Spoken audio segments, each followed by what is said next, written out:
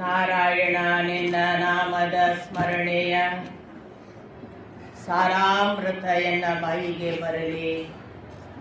ಬಾರಂಗ ಕನಸಿನೊಳಗಲಿ ನನಸಿನೊಳಗಲಿ ಮನಸ್ಸು ಕೆಟ್ಟಿರಲಿ ಮುನಿದಿರಲಿ.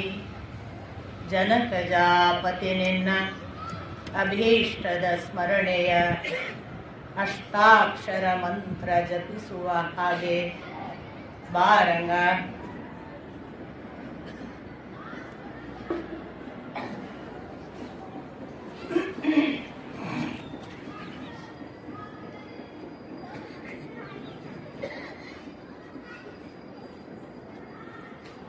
ನಾರಾಯಣಂ ನಮಸ್ಕೃತ್ಯ ನರಂ ಚೈವ ನರೋತ್ತಮಂ ದೇವೀಂ ಸರಸ್ವತೀಂ ವ್ಯಾಸಂ ತತೋ ಜಯಮುದೀರಯೇ. ಕೃಷ್ಣಂ ವಂದೇ ಜಗದ್ಗುರುಂ.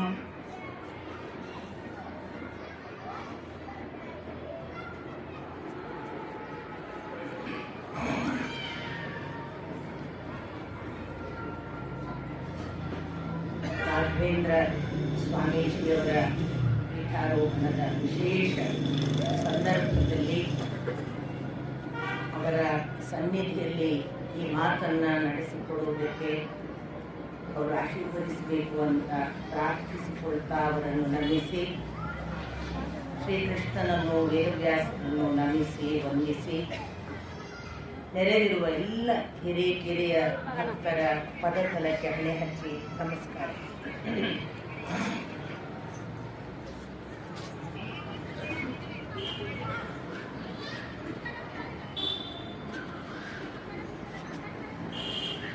ಹಾಗೆ ಹೀಗೆ ನೋಡೋದ್ರೊಳಗೆ 10 ದಿನಗಳ ಯುದ್ಧ ಮುಗಿದಿದೆ. ಮಹಾ ಮೇರು ವ್ಯಕ್ತಿತ್ವ ಶ್ರೀಕೃಷ್ಣನ ನಂತರ ಮಹಾಭಾರತದಲ್ಲಿ ಇನ್ನೊಬ್ಬ ವ್ಯಕ್ತಿ ಯಾರು ಅಂದರೆ ಭೀಷ್ಮಾಚಾರ್ಯರು ಅಂತ ಪ್ರಸಿದ್ಧಿ. ಅಂಥ ಮಹಾ ಮೇರು ವ್ಯಕ್ತಿತ್ವ ನೆಲಕ್ಕೆ ಒಂದು ಶರಮಂಚವನ್ನು ಆಶ್ರಯ ಮಾಡಿಕೊಂಡು ಹತವಾಗಿದೆ.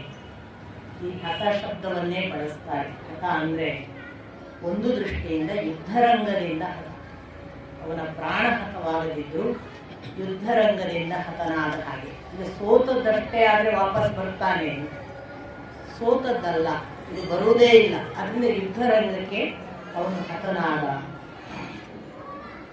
ಅಂತ ಭೀಷ್ಮಾಚಾರ್ಯರು ನೆಲಕ್ಕೆ ಆ ಶರಶಯ್ಯೆಯಲ್ಲಿ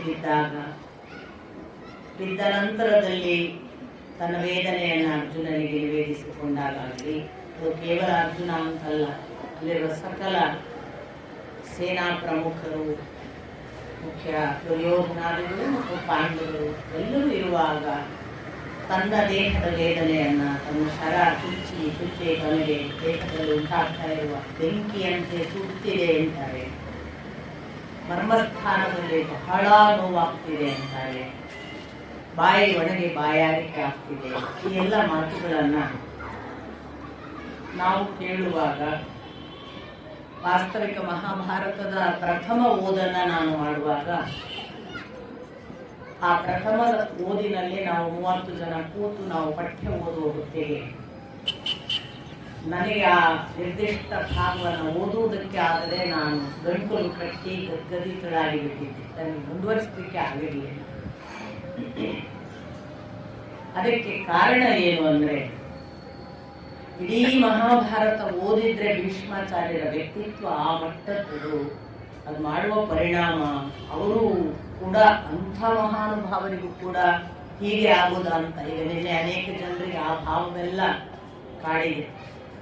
ಏನು ಸತ್ಯನಿಷ್ಠೆ, ಧರ್ಮನಿಷ್ಠೆ, ಪ್ರತಿಜ್ಞಾನಿಷ್ಠೆ, ಪಿತೃಭಕ್ತಿ, ತಾಯಿಗಾಗಿ ಏನು ಬೇಕಾದರೂ ಮಾಡಬಲ್ಲ ಮಾತೃಭಕ್ತಿ, ಏಕಕಾಲಕ್ಕೆ ವೇದವಿದ, ಗೊತ್ತಿಲ್ಲದ ಅಸ್ತ್ರಶಸ್ತ್ರಗಳಿಲ್ಲ ಪರಶುರಾಮರಂಥ ಗುರು, ಶಾಸ್ತ್ರವನ್ನು ಬೃಹಸ್ಪತಿಗಳಿಂದ ಕಲಿತ ರಾಜನೀತಿಯೂ ಗೊತ್ತಿದ್ದಂತಹ ಒಬ್ಬ ಮಹಾ ನೀತಿಶಾಸ್ತ್ರಜ್ಞ, ಧರ್ಮಶಾಸ್ತ್ರವನ್ನು ಕುಡಿದ ಒಬ್ಬ ಮೇಧಾವಿ, ಜ್ಞಾನಿ, ಪಂಡಿತ, ಇಡೀ ಕುರುಕುಲಕ್ಕೆ ತನ್ನ ಜೀವನವನ್ನೆಲ್ಲ ತ್ಯಾಗ ಮಾಡಿ ಆ ಜೀವನದ ತನ್ನ ರಕ್ತಧಾರೆಯೋ ಮಾಂಸಧಾರೆಯನ್ನು ಅಡಿಪಾಯ ಮಾಡಿ ವಂಶವನ್ನ ಎದ್ದು ನಿಲ್ಲಿಸಬೇಕು ಅಂತ ಪ್ರಯತ್ನ ಪಟ್ಟ ಒಬ್ಬ ವ್ಯಕ್ತಿಗೆ ಈ ಥರದ ಗತಿಯ ಅನ್ನುವ ಹಾಗೆ ಒಂದು ಕ್ಷಣ ನಮಗೆಲ್ಲ ಭಾವುಕರನ್ನಾಗಿ ಮಾಡುವ ಸಂದರ್ಭ ನಾವು ನೆನೆ ದಿನ ನೋಡಿ.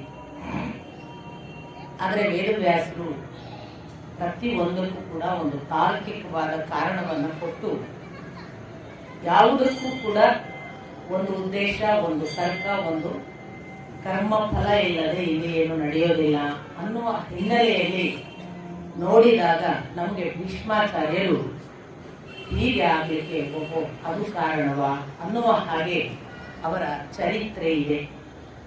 ನಿಮಗೆ ಭೀಷ್ಮಾಚಾರ್ಯರ ಚರಿತ್ರೆಯನ್ನು ನಾನು ಆರಂಭದಲ್ಲೇ ಹೇಳಿದ್ದೇನೆ.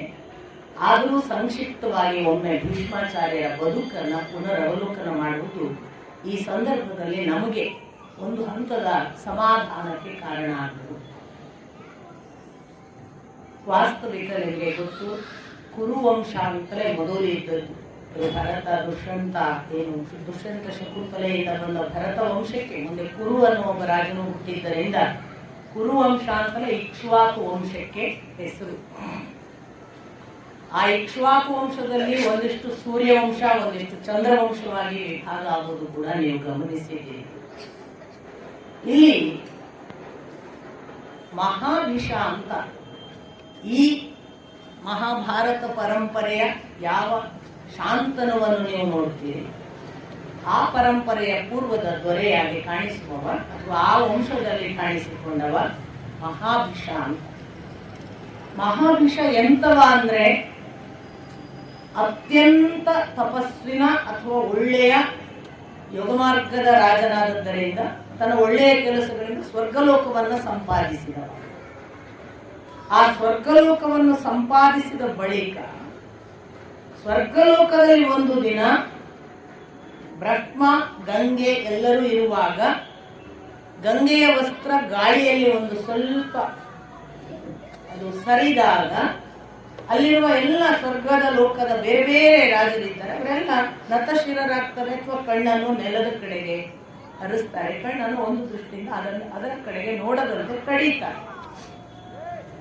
ಆದರೆ ಮಹಾಭೀಷ ಮಾತ್ರ ನೆಟ್ಟ ಕಣ್ಣಿನಿಂದ ಗಂಗೆಯ ಮೈ, ಬಟ್ಟೆ ಸರಿದ ಮೈಯನ್ನ ನೋಡುತ್ತಾನೆ. ಅದಕ್ಕೆ ಬ್ರಹ್ಮನಿಂದ ಶಪಿತನಾಗಿ ಭೂಲೋಕಕ್ಕೆ ಮತ್ತೆ ಹೋಗಿ ಸಂಸಾರದ ಭವಗಳನ್ನು ಅನುಭವಿಸುವಂತ ಶಪಿತನಾದ ಮಹಾಭೀಷನೇ ಪ್ರತೀಪ ಮತ್ತು ಸುನಂದ ಅನ್ನುವ ದಂಪತಿಗಳಿಗೆ, ಇದೇ ವಂಶದ ದಂಪತಿಗಳಿಗೆ ಮಗನಾಗಿ ಹುಟ್ಟುವುದೇ ಶಾಂತನು. ಈ ಶಾಂತನುವಿಗೆ ಒಂದು ದಿನ ಹೀಗೆ ತನ್ನ ವಿಹಾರ ಸಂದರ್ಭದಲ್ಲಿ ಗಂಗೆಯ ಜೊತೆಗೆ ಒಂದು ಸ್ನೇಹ ಪ್ರೇಮವಾಗಿ ಪರಿಣಮಿಸ್ತದೆ. ಗಂಗೆಯ ಜೊತೆಗೆ ಯಾಕೆ ಪ್ರೇಮ ಆಯಿತು, ಅದಕ್ಕೆ ಏನು ಸಂದರ್ಭ ಕಾರಣ? ಭೀಷ್ಮಾಚಾರ್ಯರು ಅಂತ ನಾವು ಯಾರನ್ನ ಹೀಗೆ ನೋಡ್ತಿದ್ದೇವೆ, ಈ ಭೀಷ್ಮಾಚಾರ್ಯರು ಅಷ್ಟವಸುಗಳಲ್ಲಿ ಒಬ್ಬರು. ಆ ಅಷ್ಟವಸುಗಳಲ್ಲಿ ಒಬ್ಬರಾದ ಪ್ರಭಾಸ ಅನ್ನುವ ಹೆಸರಿನ ಈ ಭೀಷ್ಮರ ಪೂರ್ವ ವೃತ್ತಾಂತದಲ್ಲಿ ಪ್ರಭಾಸ ಅನ್ನುವ ತಾನು ವಸುವಾಗಿದ್ದ ಆ ಭೀಷ್ಮಾಚಾರ್ಯರ ಪೂರ್ವ ಕರ್ಮದಲ್ಲಿ ಅವರು ಅವರ ಹೆಂಡತಿ ಅಥವಾ ಅವರ ಧರ್ಮಪತ್ನಿ ಹೇಳಿದಂತೆ ವಸಿಷ್ಠರ ಆಶ್ರಮದ ಕಾಮಧೇನುವನ್ನು ಅವಳು ಅಪೇಕ್ಷಿಸ್ತಾಳೆ. ನನಗೆ ಆ ಕಾಮಧೇನು ನಮ್ಗೆ ಬೇಕು ಅಂತ ಅನ್ಸುತ್ತೆ. ಆ ಪ್ರಭಾಸ ವಸುಗಳು 8 ಜನ, ಅವರು ಸಂಪತ್ತಿಗೆ ಕಾರಣರು. ಅವರು ಅದಕ್ಕೆ ವಸು ಅಂದ್ರೆ ಸಂಪತ್ತು ಅಂತ ಅರ್ಥ. ನಮ್ಮ ಭೂಲೋಕದ ಸಂಪತ್ತಿಗೆ, ದೇವಲೋಕದ ಸಂಪತ್ತಿಗೆ ಕಾರಣಕರ್ತರು. ಅವರನ್ನು ಧರಿಸಿದವಳೇ ವಸುಧಾ, ಈ ಭೂಮಿ. ಹಾಗಾಗಿ ವಸುವಿನಿಂದ ಸಂಪತ್ತನ್ನು ಪಡೆದು ಧರಿಸುವವಳು ಈ ಭೂಮಿ. ಆ ವಸುಗಳು 8 ಜನ ಸಂಪತ್ತನ್ನು ಕೊಡುವುದಕ್ಕೆ ಇರುವವರು. ಅವರಲ್ಲಿ ಪ್ರಭಾಸ ತನ್ನ ಹೆಂಡತಿಯ ಮಾತು ಕೇಳಿ ಯಾವ ವಸಿಷ್ಠರ ಆಶ್ರಮದಲ್ಲಿ ಅಂದು ಸಮುದ್ರ ಮಥನ ಕಾಲಕ್ಕೆ ಋಷಿಗಳಿಗಾಗಿ ನೇಮಿತವಾದ ಕಾಮಧೇನುವನ್ನು ಅಪೇಕ್ಷೆ ಪಡ್ತಾಳೆ, ಇದು ನಮ್ಮ ಹತ್ರ ಇರಬೇಕು ಅಂತ. ಪ್ರಭಾಸ ಯೋಚನೆ ಮಾಡೋದಿಲ್ಲ, ತನ್ನ ಹೆಂಡತಿಯ ಮಾತನ್ನ ಪರಿಪಾಲಿಸಲಿಕ್ಕೆ ಬೇಕಾಗಿ ಆ ಕಾಮಧೇನುವನ್ನು ಅಪಹರಿಸ್ತಾನೆ, ಕದೀತಾನೆ. ಆ ಕದಿಯುವಾಗ ಉಳಿದ 7 ಜನ ಇದ್ದಾರಲ್ಲ, ಅವರು ಸಹಕರಿಸ್ತಾರೆ. ತಾವು ಕದಿಯದಿದ್ರು ಕೂಡ ಕದಿಯುವುದಕ್ಕೆ ಸಹಕಾರ ನೀಡ್ತಾರೆ. ತತ್ಪರಿಣಾಮವಾಗಿ ವಸಿಷ್ಠರು ಕೋಪಗೊಂಡು ನೀವು 8 ಜನ ಭೂಲೋಕದಲ್ಲಿ ಹೋಗಿ ಈ ಭವಸಾಗರದ ಸಂಸಾರದ ಭಾವನೆಗಳು ಅನುಭವಗಳು ಇವೆ, ಅದನ್ನು ಅನುಭವಿಸುವ ಹಾಗಾಗಲಿ ಅಂತ ಶಾಪ ಕೊಡ್ತಾರೆ. ಆಗ ಈ ಇತರ ವಸುಗಳು 7 ಜನ ಪ್ರಭಾಸನ ಜೊತೆಗೆ 8 ಜನ ತಾವು ಮಾಡಿದ್ದು ತಪ್ಪಾಯಿತು, ತಮ್ಮನ್ನು ಕ್ಷಮಿಸಬೇಕು ಅಂತ ಪರಿಪರಿಯಾಗಿ ವಸಿಷ್ಠರನ್ನ ಕೇಳಿಕೊಳ್ತಾರೆ. ವಸಿಷ್ಠರು ಉಶಾಪ ಕೊಡ್ತಾರೆ, ಇಲ್ಲ ಅಂತಲ್ಲ, ಆದರೆ ಶಾಪ ಹಿಂತಗೊಳ್ಳೋದು. ಅವ್ರು ಹೇಳ್ತಾರೆ ಶಾಪ ಯಥಾ ಪ್ರಕಾರ ನಡೆಯುವುದೇ ನೀವು ಮಾಡಿದ ತಪ್ಪಿಗೆ, ಆದರೆ ಏನು ಒಂದು ಉಶಾಪ ಅಥವಾ ತಿದ್ದುಪಡಿ ನಾನು ಕೊಡಬಹುದಾದ ಸಣ್ಣ ಒಂದು ನಿಮಗೆ ಅನುಕೂಲ, ನೀವು 8 ಜನ ಹೋಗಲೇಬೇಕು ಭೂಲೋಕಕ್ಕೆ, ಆದರೆ 7 ಜನ ಇದ್ದೀರಲ್ಲ, ಕದೀಲಿಲ್ಲ ಸಹಕರಿಸಿದವರು, ನೀವು ತಕ್ಷಣ ಹುಟ್ಟಿದ ತಕ್ಷಣ ಮರಳಿ ಬರ್ತೀವಿ, ಒಂದು ಕ್ಷಣ ಮಾತ್ರ ಹುಟ್ಟಲೇಬೇಕು ಭೂಲೋಕಕ್ಕೆ. ಆದರೆ ಇವನಿದ್ದಾನಲ್ಲ, ಇವನು ದೀರ್ಘಾಯುಷ್ಯನಾಗಿ ಭೂಲೋಕದಲ್ಲಿ ಇನ್ನಿಲ್ಲದ ವಿಶೇಷ ವ್ಯಕ್ತಿತ್ವವಾಗಿ, ಅದು ಅವರು ಕೊಡುವಂತಹ ಅನುಗ್ರಹ. ಬರೇ ಭೂಲೋಕದಲ್ಲಿ ಜನಿಸುವಂತಿತ್ತು, ಯಾವಾಗ ಇವನು ಪರಿಪರಿಯಾಗಿ ಕ್ಷಮೆ ಕೇಳಿದ, ಅದಕ್ಕೆ ನೀನು ಇನ್ನಿಲ್ಲದಂತಹ ವಿಶೇಷ ವ್ಯಕ್ತಿಯಾಗಿ ಬಹಳ ವಿಶೇಷ ಸಂದರ್ಭಗಳನ್ನ ಬದುಕಿ ತೋರಿಸಿ 4 ಜನ ಕೊಂಡಾಡುವಂತಹ ಒಂದು ವ್ಯಕ್ತಿತ್ವವಾಗಿ ಮರಳಿ ಬರ್ತೀಯ ಅಂತ ಆಗ ವಸಿಷ್ಠರಿಂದ ಶಾಪ ಪಡೆದ ಪ್ರಭಾಸ ಒಂದು ಕಡೆ.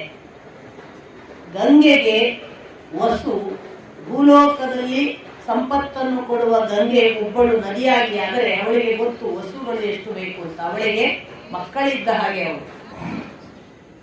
ಬ್ರಹ್ಮ 2 ಕಾರಣದಿಂದ ಆಗ ಮಹಾವಿಷ್ಣುವಿಗೆ ಶಾಪ ಕೊಡುವಾಗ, ಈ ಮಹಾವಿಷ್ಣುನ ಶಾಪದ ಮುಂದಿನ ಭಾಗ ವಸುಗಳ ಏನು ಶಾಪ ಇದೆ ಅದನ್ನು ಪರಿಹರಿಸುವುದಕ್ಕೆ ನೀನು ಸಹಕರಿಸುವಂತ ಅಲ್ಲಿ ಗಂಗೆಗೆ ಕೂಡ ಆದೇಶ ಆಗಿತ್ತು. ಈ ಪ್ರಕಾರವಾಗಿ ಗಂಗೆಯಲ್ಲಿ ಶಾಂತನುವನ್ನು ಪ್ರೀತಿಸ್ತಾಳೆ. ಪರಮ ಪ್ರೀತಿಯಿಂದ ಅವರಿಬ್ರು ಮದುವೆ ಆಗ್ಬೇಕು ಅನ್ನುವ ಸ್ಥಿತಿಗೆ ಶಾಂತನು ಅವಳನ್ನ ಹೇಳಿಕೊಳ್ತಾನೆ. ನಾಳೆ ಹೇಳ್ತೇನೆ ಅಂತ ಹೋಗ್ತಾಳೆ ಗಂಗೆ. ಆ ದಿವಸ ಒಪ್ಪಿಗೆ ಕೊಡೋದಿಲ್ಲ.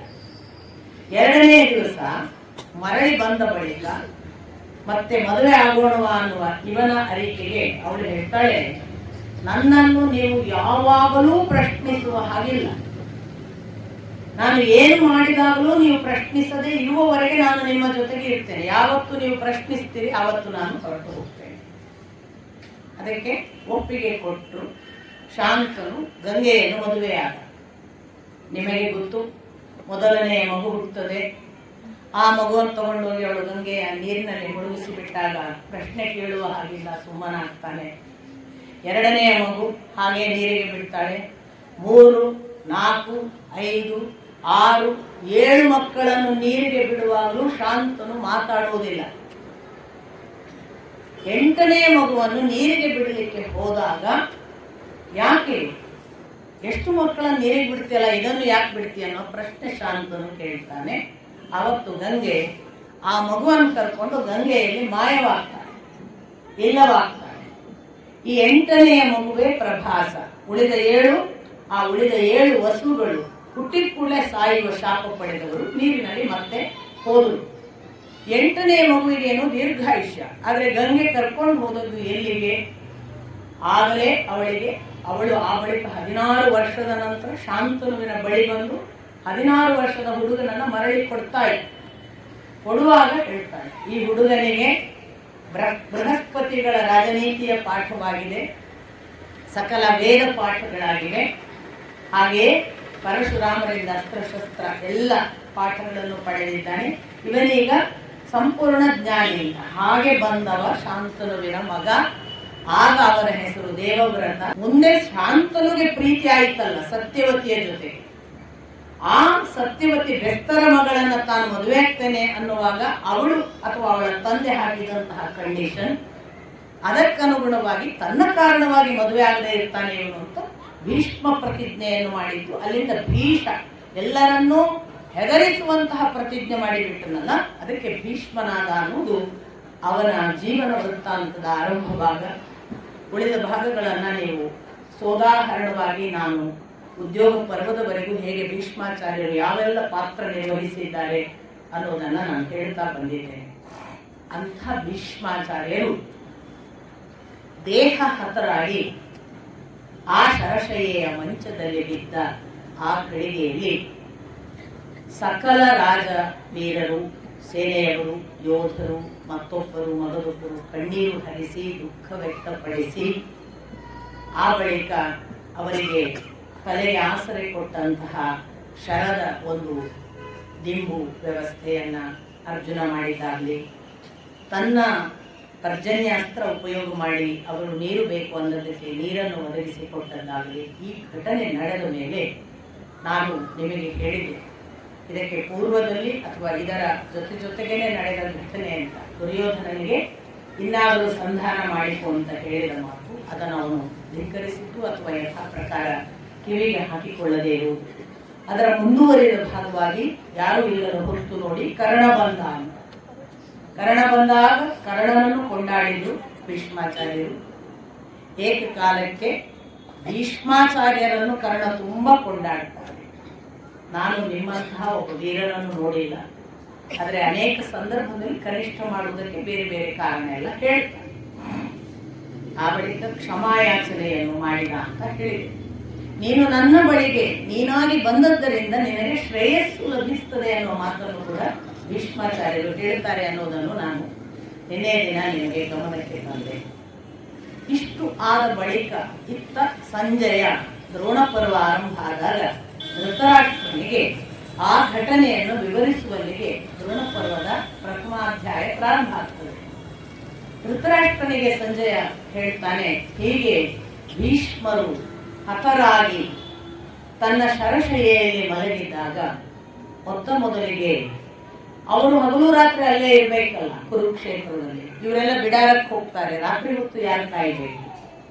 ಅದಕ್ಕೆ ಸಂಜಯ ಹೇಳ್ತಾನೆ, ದುರ್ಯೋಧನ ಅವರ ಸುತ್ತ ಸುಭದ್ರೆಯ ರಕ್ಷವನ್ನು ಸುತ್ತ ಏರ್ಪಡಿಸಿ ಅವರಿಗೆ ಯಾವ ಅಡ್ಡಿ ಆತಂಕಗಳು ಬಾರದ ಹಾಗೆ ಅವರ ಸುತ್ತ ಅವರ ದೇಖರೇಖಿಗೆ ಎಲ್ಲ ವ್ಯವಸ್ಥೆ ಮಾಡಿ ಆ ಬಳಿಕ ಅವರೆಲ್ಲ ಬಿಡಾರಕ್ಕೆ ತಲುಪಿದರು.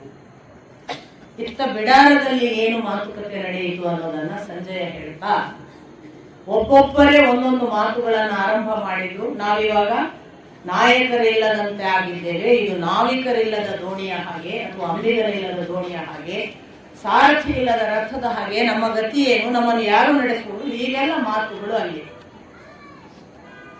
ಆ ಹೊತ್ತಿಗೆ ಕೆಲವರು ಮಾತನಾಡಿಕೊಳ್ತಿದ್ರು ಅಂತ ಸಂಜಯನ ಮಾತು. ಇನ್ನೇನು ಇಷ್ಟು ದಿನ ಭೀಷ್ಮರಿರುವವರೆಗೆ ಶಸ್ತ್ರ ಎತ್ತುವುದಿಲ್ಲ ಎಂದ ಕರ್ಣ ಅವನು ಯುದ್ಧ ಮಾಡದೆ ಕುಳಿತಿದ್ದ. ಈಗೇನು ಕರ್ಣನಿಗೆ ನಿರಾಳ, ಭೀಷ್ಮಾಚಾರ್ಯರು ಶಸ್ತ್ರ ಕೆಳಗೆ ಇಟ್ಟಾಗಿದೆ, ಅವರು ಇದ್ದೂ ಇಲ್ಲದ ಹಾಗೆ, ಹಾಗಾಗಿ ಇನ್ನು ಕರ್ಣ ನಮ್ಮನ್ನು ನಡೆಸುವುದಕ್ಕೆ ಸಿದ್ಧನಾಗ್ತಾನೆ, ಅವನು ಬಂದರೆ ನಮಗೆ ಯಾರು ಇದಿರಲ್ಲ, ಆ ಅರ್ಜುನ ಕೂಡ ಕರ್ಣನ ಮುಂದೆ ಏನು ಅಲ್ಲ, ಈ ತರದ ಮಾತುಗಳು ನಡೀತಾ ಇರುವುದನ್ನು ಸಂಜಯ ಹೇಳಿದಾಗ ಧೃತರಾಷ್ಟ್ರ ಕೇಳ್ತಾನೆ, ಆಗ ಕೃಷ್ಣ ಕರ್ಣ ಏನಂದ? ಕರ್ಣ ಅಲ್ಲಿ ಇದ್ದನೆ, ಅವನು ಅದನ್ನ ಗಮನಿಸಿ ತನ್ನ ಪ್ರತ್ಯುತ್ತರವನ್ನು ಕೊಟ್ಟನೆ, ಅವನು ಆ ತಕ್ಷಣಕ್ಕೆ ಹೇಗೆ ವರ್ತಿಸಿದ, ಅವನ ಪ್ರತಿಕ್ರಿಯೆಗಳು ಹೇಗಿದ್ದವು, ಅವನಿಗೆ ಭೀಷ್ಮರು ಹತರಾದ ಸುದ್ದಿ ಗೊತ್ತಿತ್ತೆ, ಹೀಗೆ ನಿರಂತರವಾಗಿ ಪ್ರಶ್ನೆಗಳ ಮಳೆಯನ್ನ ಸುರಿಸ್ತಾ ಭೀಷ್ಮಾಚಾರ್ಯರನ್ನ ಕಳೆದುಕೊಂಡ ಮೇಲೆ ನಮಗೆ ಯುದ್ಧದಲ್ಲಿ ಜಯ ಹೇಗೆ, ನಾವು ಗೆಲ್ಲುವುದು ಸಾಧ್ಯವೇ ಇಲ್ಲ, ಅಂಥ ಇಂದ್ರಾದಿ ದೇವತೆಗಳಿಂದ ಸೋಲಿಸಲಿಕ್ಕೆ ಆಗದ ಭೀಷ್ಮಾಚಾರ್ಯರನ್ನು ಶಿಖಂಡಿಯನ್ನು ಮುಂದು ಮಾಡಿ ಅವರು ಇವತ್ತು ಹತರನ್ನಾಗಿಸಿದ್ದಾರೆ ಅಂದರೆ ನಾಳೆ ಪಾಂಡವರಿಗೆ ಜಯ ಕಟ್ಟಿಟ್ಟ ಬುದ್ಧಿ, ನನ್ನ ಮಕ್ಕಳು ಸರ್ವವೂ ನಾಶವಾಗಲಿಕ್ಕೆ ಬಂದವರು, ಇದೆಲ್ಲದಕ್ಕೂ ಕಾರಣ ನನ್ನ ಮಗನ ಲೋಭದ ಒಂದು ಆಸೆ, ಅದರ ಪರಿಣಾಮವಾಗಿ ನನ್ನ ಉಳಿದ ಮಕ್ಕಳು ಸಾಯುತ್ತಿದ್ದಾರೆ, ಹೀಗೆ ಅವನು ಪ್ರಲಾಪಿಸುತ್ತಾನೆ. ಈಗ ಕರ್ಣ ಏನು ಮಾಡಿದ ಹೇಳು, ಸ್ವಲ್ಪ ಇಂಟ್ರೆಸ್ಟಿಂಗ್. ಇಲ್ಲಿ ಕರ್ಣ ಏನು ಮಾಡಿದ ಅಂತ ಧೃತರಾಷ್ಟ್ರ ಕೇಳುವಾಗ ಪುನಃ ನಮ್ಗೆ ಕರ್ಣನ ವೃತ್ತಾಂತವನ್ನು ಸಂಜಯ ಹೇಳಿ ಶುರು ಮಾಡಿ. ಸಂಜಯ ಹೇಳ್ತಾನೆ, ಕರ್ಣನಿಗೆ ವಿಷಯ ಗೊತ್ತಾದ ತಕ್ಷಣ ಕರ್ಣ ಇದ್ದಕ್ಕಿದ್ದ ಹಾಗೆ ನಮ್ಮ ಸೇನೆ ನಾಯಕನಿಲ್ಲದೆ ಈಗ ವಿಚಲಿತಗೊಂಡಿದೆ, ನಾಯಕನಿಲ್ಲದ ಸೇನೆಗೆ ಹೆಚ್ಚು ಹೊತ್ತು ತಾವಾಗಿ ಮುನ್ನಡೆಯುವ ಧೈರ್ಯ ಬರುವುದಿಲ್ಲ, ಅದಕ್ಕೀಗ ನಾಯಕರ ಅವಶ್ಯಕತೆ ಇದೆ, ಯಾರಾದರೂ ಮುನ್ನಡೆಸಲೇಬೇಕು. ನಾನು ಜೀವ ಕೊಟ್ಟು ಮಿತ್ರನ ಹಾಗೆ ದುರ್ಯೋಧನನ ಜೊತೆಗೆ ನಿಂತವ. ಇಂಥ ಹೊತ್ತಿನಲ್ಲಿ ನಾನೀಗ ಸೇನೆಯನ್ನು ಮುನ್ನಡೆಸುವ ಮತ್ತು ಅದರ ಜೊತೆಗಿರುವ ಜವಾಬ್ದಾರಿಯನ್ನು ನಿರ್ವಹಿಸಬೇಕು. ಅದನ್ನು ಹಾಗೆ ಬಿಟ್ಟರೆ ನಾಳೆ ದುರ್ಯೋಧನನ ಸೇನೆಗೆ ಗತಿಯಿಲ್ಲವಾಗಿ ಪಾಂಡವರು ಸುಲಭದಲ್ಲಿ ಜಯ ಗಳಿಸುತ್ತಾರೆ. ಅದಕ್ಕೆ ಅವಕಾಶ ಕೊಡಬಾರದು. ಯಾರೂ ಯಾವುದಕ್ಕೂ ಕಾಯದೆ ನಾನು ಜೀವ ಕೊಟ್ಟ ಮಿತ್ರನ ರಕ್ಷಣೆಗಾಗಿ ಈಗ ನಾನು ನನ್ನ ಪಾಡಿಗೆ ಈ ಸೇನೆಯ ಜವಾಬ್ದಾರಿಯನ್ನು ವಹಿಸಿಕೊಳ್ಳಬೇಕು ಅಂತ ತಂಪಾಡಿ ಹೇಳ್ತಾ ಇದ್ದಾನೆ. ಹೇಳ್ತಾ ಕರ್ಣ ಏನ್ ಮಾಡ್ತಾನೆ ಅಂದ್ರೆ ಸೂತನನ್ನು ಕರೀತಾನೆ. ರಥ ಸಿದ್ಧಗೊಳಿಸು, ನನ್ನ ಕವಚಗಳನ್ನು ಕೊಡು, ನಾನು ಧರಿಸಿಕೊಳ್ಳಬೇಕಾದ ವಿಜಯದ ಕಿರೀಟವನ್ನು ನನಗೆ ಕೊಡು, ಎಲ್ಲ ಯುದ್ಧ ಸಾಮಗ್ರಿಗಳನ್ನು ಅಲ್ಲಿಡು, ನನಗೆ ಸಂಬಂಧಪಟ್ಟ ಎಲ್ಲ ಶಸ್ತ್ರಗಳು ಅಲ್ಲಿರಲಿ, ನನ್ನ ಬಿಲ್ಲು ನನ್ನ ಧನುಸ್ಸುಗಳನ್ನು ಸಿದ್ಧಪಡಿಸು. ಅಷ್ಟು ಮಾತ್ರವಲ್ಲ, ಅವನು ಕರೆದು ಹೇಳುದು ಸೂತನಿಗೆ, ಮಂಗಳದ ಪೂಜೆಯಾಗಲಿ, ಮಂಗಳದ ವಿಜಯದ ಹಾರವನ್ನು ನನಗೆ ಸಿದ್ಧಪಡಿಸಿರಿ, ಎಲ್ಲ ಕುಂಭಕಲಶದ ಅಭಿಷೇಕದ ಹಾಗೆ ನನ್ನನ್ನು ಈ ಕಾರಣಕ್ಕೆ ನಿಯುಕ್ತಗೊಳಿಸುವ ಹಾಗೆ ನೀವೆಲ್ಲ ಅದಕ್ಕೆ ಬೇಕಾದ ಚಟುವಟಿಕೆಗಳನ್ನು ಆರಂಭಿಸಿ ಅಂತ ಸೂತನಿಗೆ ಆದೇಶ. ಇದು ಏಕಾಂತದಲ್ಲಿ ಅವನು ತನ್ನ ಸೂತನಿಗೆ ಹೇಳ್ತಾ ಇದ್ರೆ, ಸೂತ ಅವನು ಹೇಳಿದ ಹಾಗೆ ರಥ ಸಿದ್ಧ ಮಾಡ್ತಾನೆ, ಕುದುರೆಗಳನ್ನು ತರ್ತಾನೆ, ಶಸ್ತ್ರ ಅದಕ್ಕೆ ಬೇಕಾದಂತಹ ಎಲ್ಲ ಬಿಲ್ಲು ಧನುಸುಗಳನ್ನು ಸಿದ್ಧಪಡಿಸಿ ಅವನ ವಿಜಯದ ಮಂಗಳ ಕಿರೀಟವನ್ನು ಹಾಕಿ ಅವನಿಗೆ ವಿಜಯದ ಹಾರವನ್ನು ತೋರಿಸಿದ ಅಂತೆಲ್ಲ ಸಂಜಯ ಹೇಳಿ, ಕರ್ಣ ಬಳಿಕ ಮೊದಲು ತಾನು ಆ ವೇಷಭೂಷಣಗಳಿಂದ ಯುದ್ಧಕ್ಕೆ ಸಿದ್ಧನಾದವನು ದುರ್ಯೋಧನ ಬಳಿಗೆ ಹೋಗುವುದಲ್ಲ. ದ್ರೋಣ ಪರ್ವದ ಈ ಅಧ್ಯಾಯ ಏನ್ ಹೇಳುತ್ತೆ ಅಂದ್ರೆ, ಅಷ್ಟಾದ ಬಳಿಕ ತಾನು ಯುದ್ಧ ಸನ್ನದ್ಧನಾಗಿ ನೇರವಾಗಿ ಕರ್ಣ ಅದೇ ಶರಶಯ್ಯೆಯಲ್ಲಿ ಮಲಗಿದ್ದ ಭೀಷ್ಮಾಚಾರ್ಯರ ಬಳಿಗೆ ಹೋದ ಅಂತ. ಈಗ ಮೊದಲೊಂದು ಹೋಗಿದ್ದ ಅಂತ ನಮಗೆ ಏಕಾಂತದ ರಹಸ್ಯದಲ್ಲಿ ಹೋಗಿದ್ದ ಅಂತ ಬರುತ್ತೆ. ಅದೇ ಈಗ ಇನ್ನೊಮ್ಮೆ ಹೋದ್ನ ಅಂತ ಕ್ಲಿಯರ್ ಆಗೋದಿಲ್ಲ. ದ್ರೋಣ ಪರ್ವದಲ್ಲಿ ಒಮ್ಮೆ ಹೋದ ಹಾಗೆ, ಆ ಕಡೆ ಭೀಷ್ಮ ಪರ್ವದ ಮುಕ್ತಾಯದ ರಾತ್ರಿಯಲ್ಲಿ ಹೋದ ಹಾಗೆ 2 ಬಾರಿ ಕೊಡ್ತಾರೆ. ಅದೇ ಇದು ಇರಬಹುದೇನೋ ಅಂತ ನಾನು ಭಾವಿಸುವುದು. ಅಲ್ಲಿ ಹೇಗೆ ಮಾತುಕತೆ ಆಯ್ತಲ್ಲ, ಬಹುತೇಕ ಇಲ್ಲಿಯೂ ಅಂಥದೇ ಮಾತುಕತೆ, ಆದ್ರೆ ಎಕ್ಸಾಕ್ಟ್ ಅಲ್ಲ. ಬಹುಶಃ ಈ ದ್ರೋಣ ಪರ್ವಕ್ಕೆ ಚಾಲನೆ ಕೊಡುವುದಕ್ಕೋಸ್ಕರ ಅಲ್ಲಿಯ ಮಾತುಕತೆಯನ್ನೇ ಇಲ್ಲಿ ಮತ್ತೆ ಅದರ ಸೆಕೆಂಡ್ ಹಾಫ್ ಭಾಗವಾಗಿ ತೋರಿಸಿದ್ದಾರ ಗೊತ್ತಾಗುವುದಿಲ್ಲ. ಎಷ್ಟೋ ಸಂದರ್ಭಗಳು ಹೀಗೆ ಕ್ಲಾರಿಟಿ ಕಮ್ಮಿ. ಆದರೂ ಇಷ್ಟನ್ನ ಹೇಳಿದ ನಂತರ ಕರ್ಣ ನೇರವಾಗಿ ಹೋಗಿದ್ದು ಅಲ್ಲಿ ಭೀಷ್ಮಾಚಾರ್ಯರ ಮುಂದೆ ನಮಸ್ಕರಿಸಿ, ನಾನು ಕರ್ಣ ಬಂದಿದ್ದೇನೆ ಅಂತ ತನ್ನನ್ನು ಪರಿಚಯಿಸಿಕೊಳ್ತಾನೆ.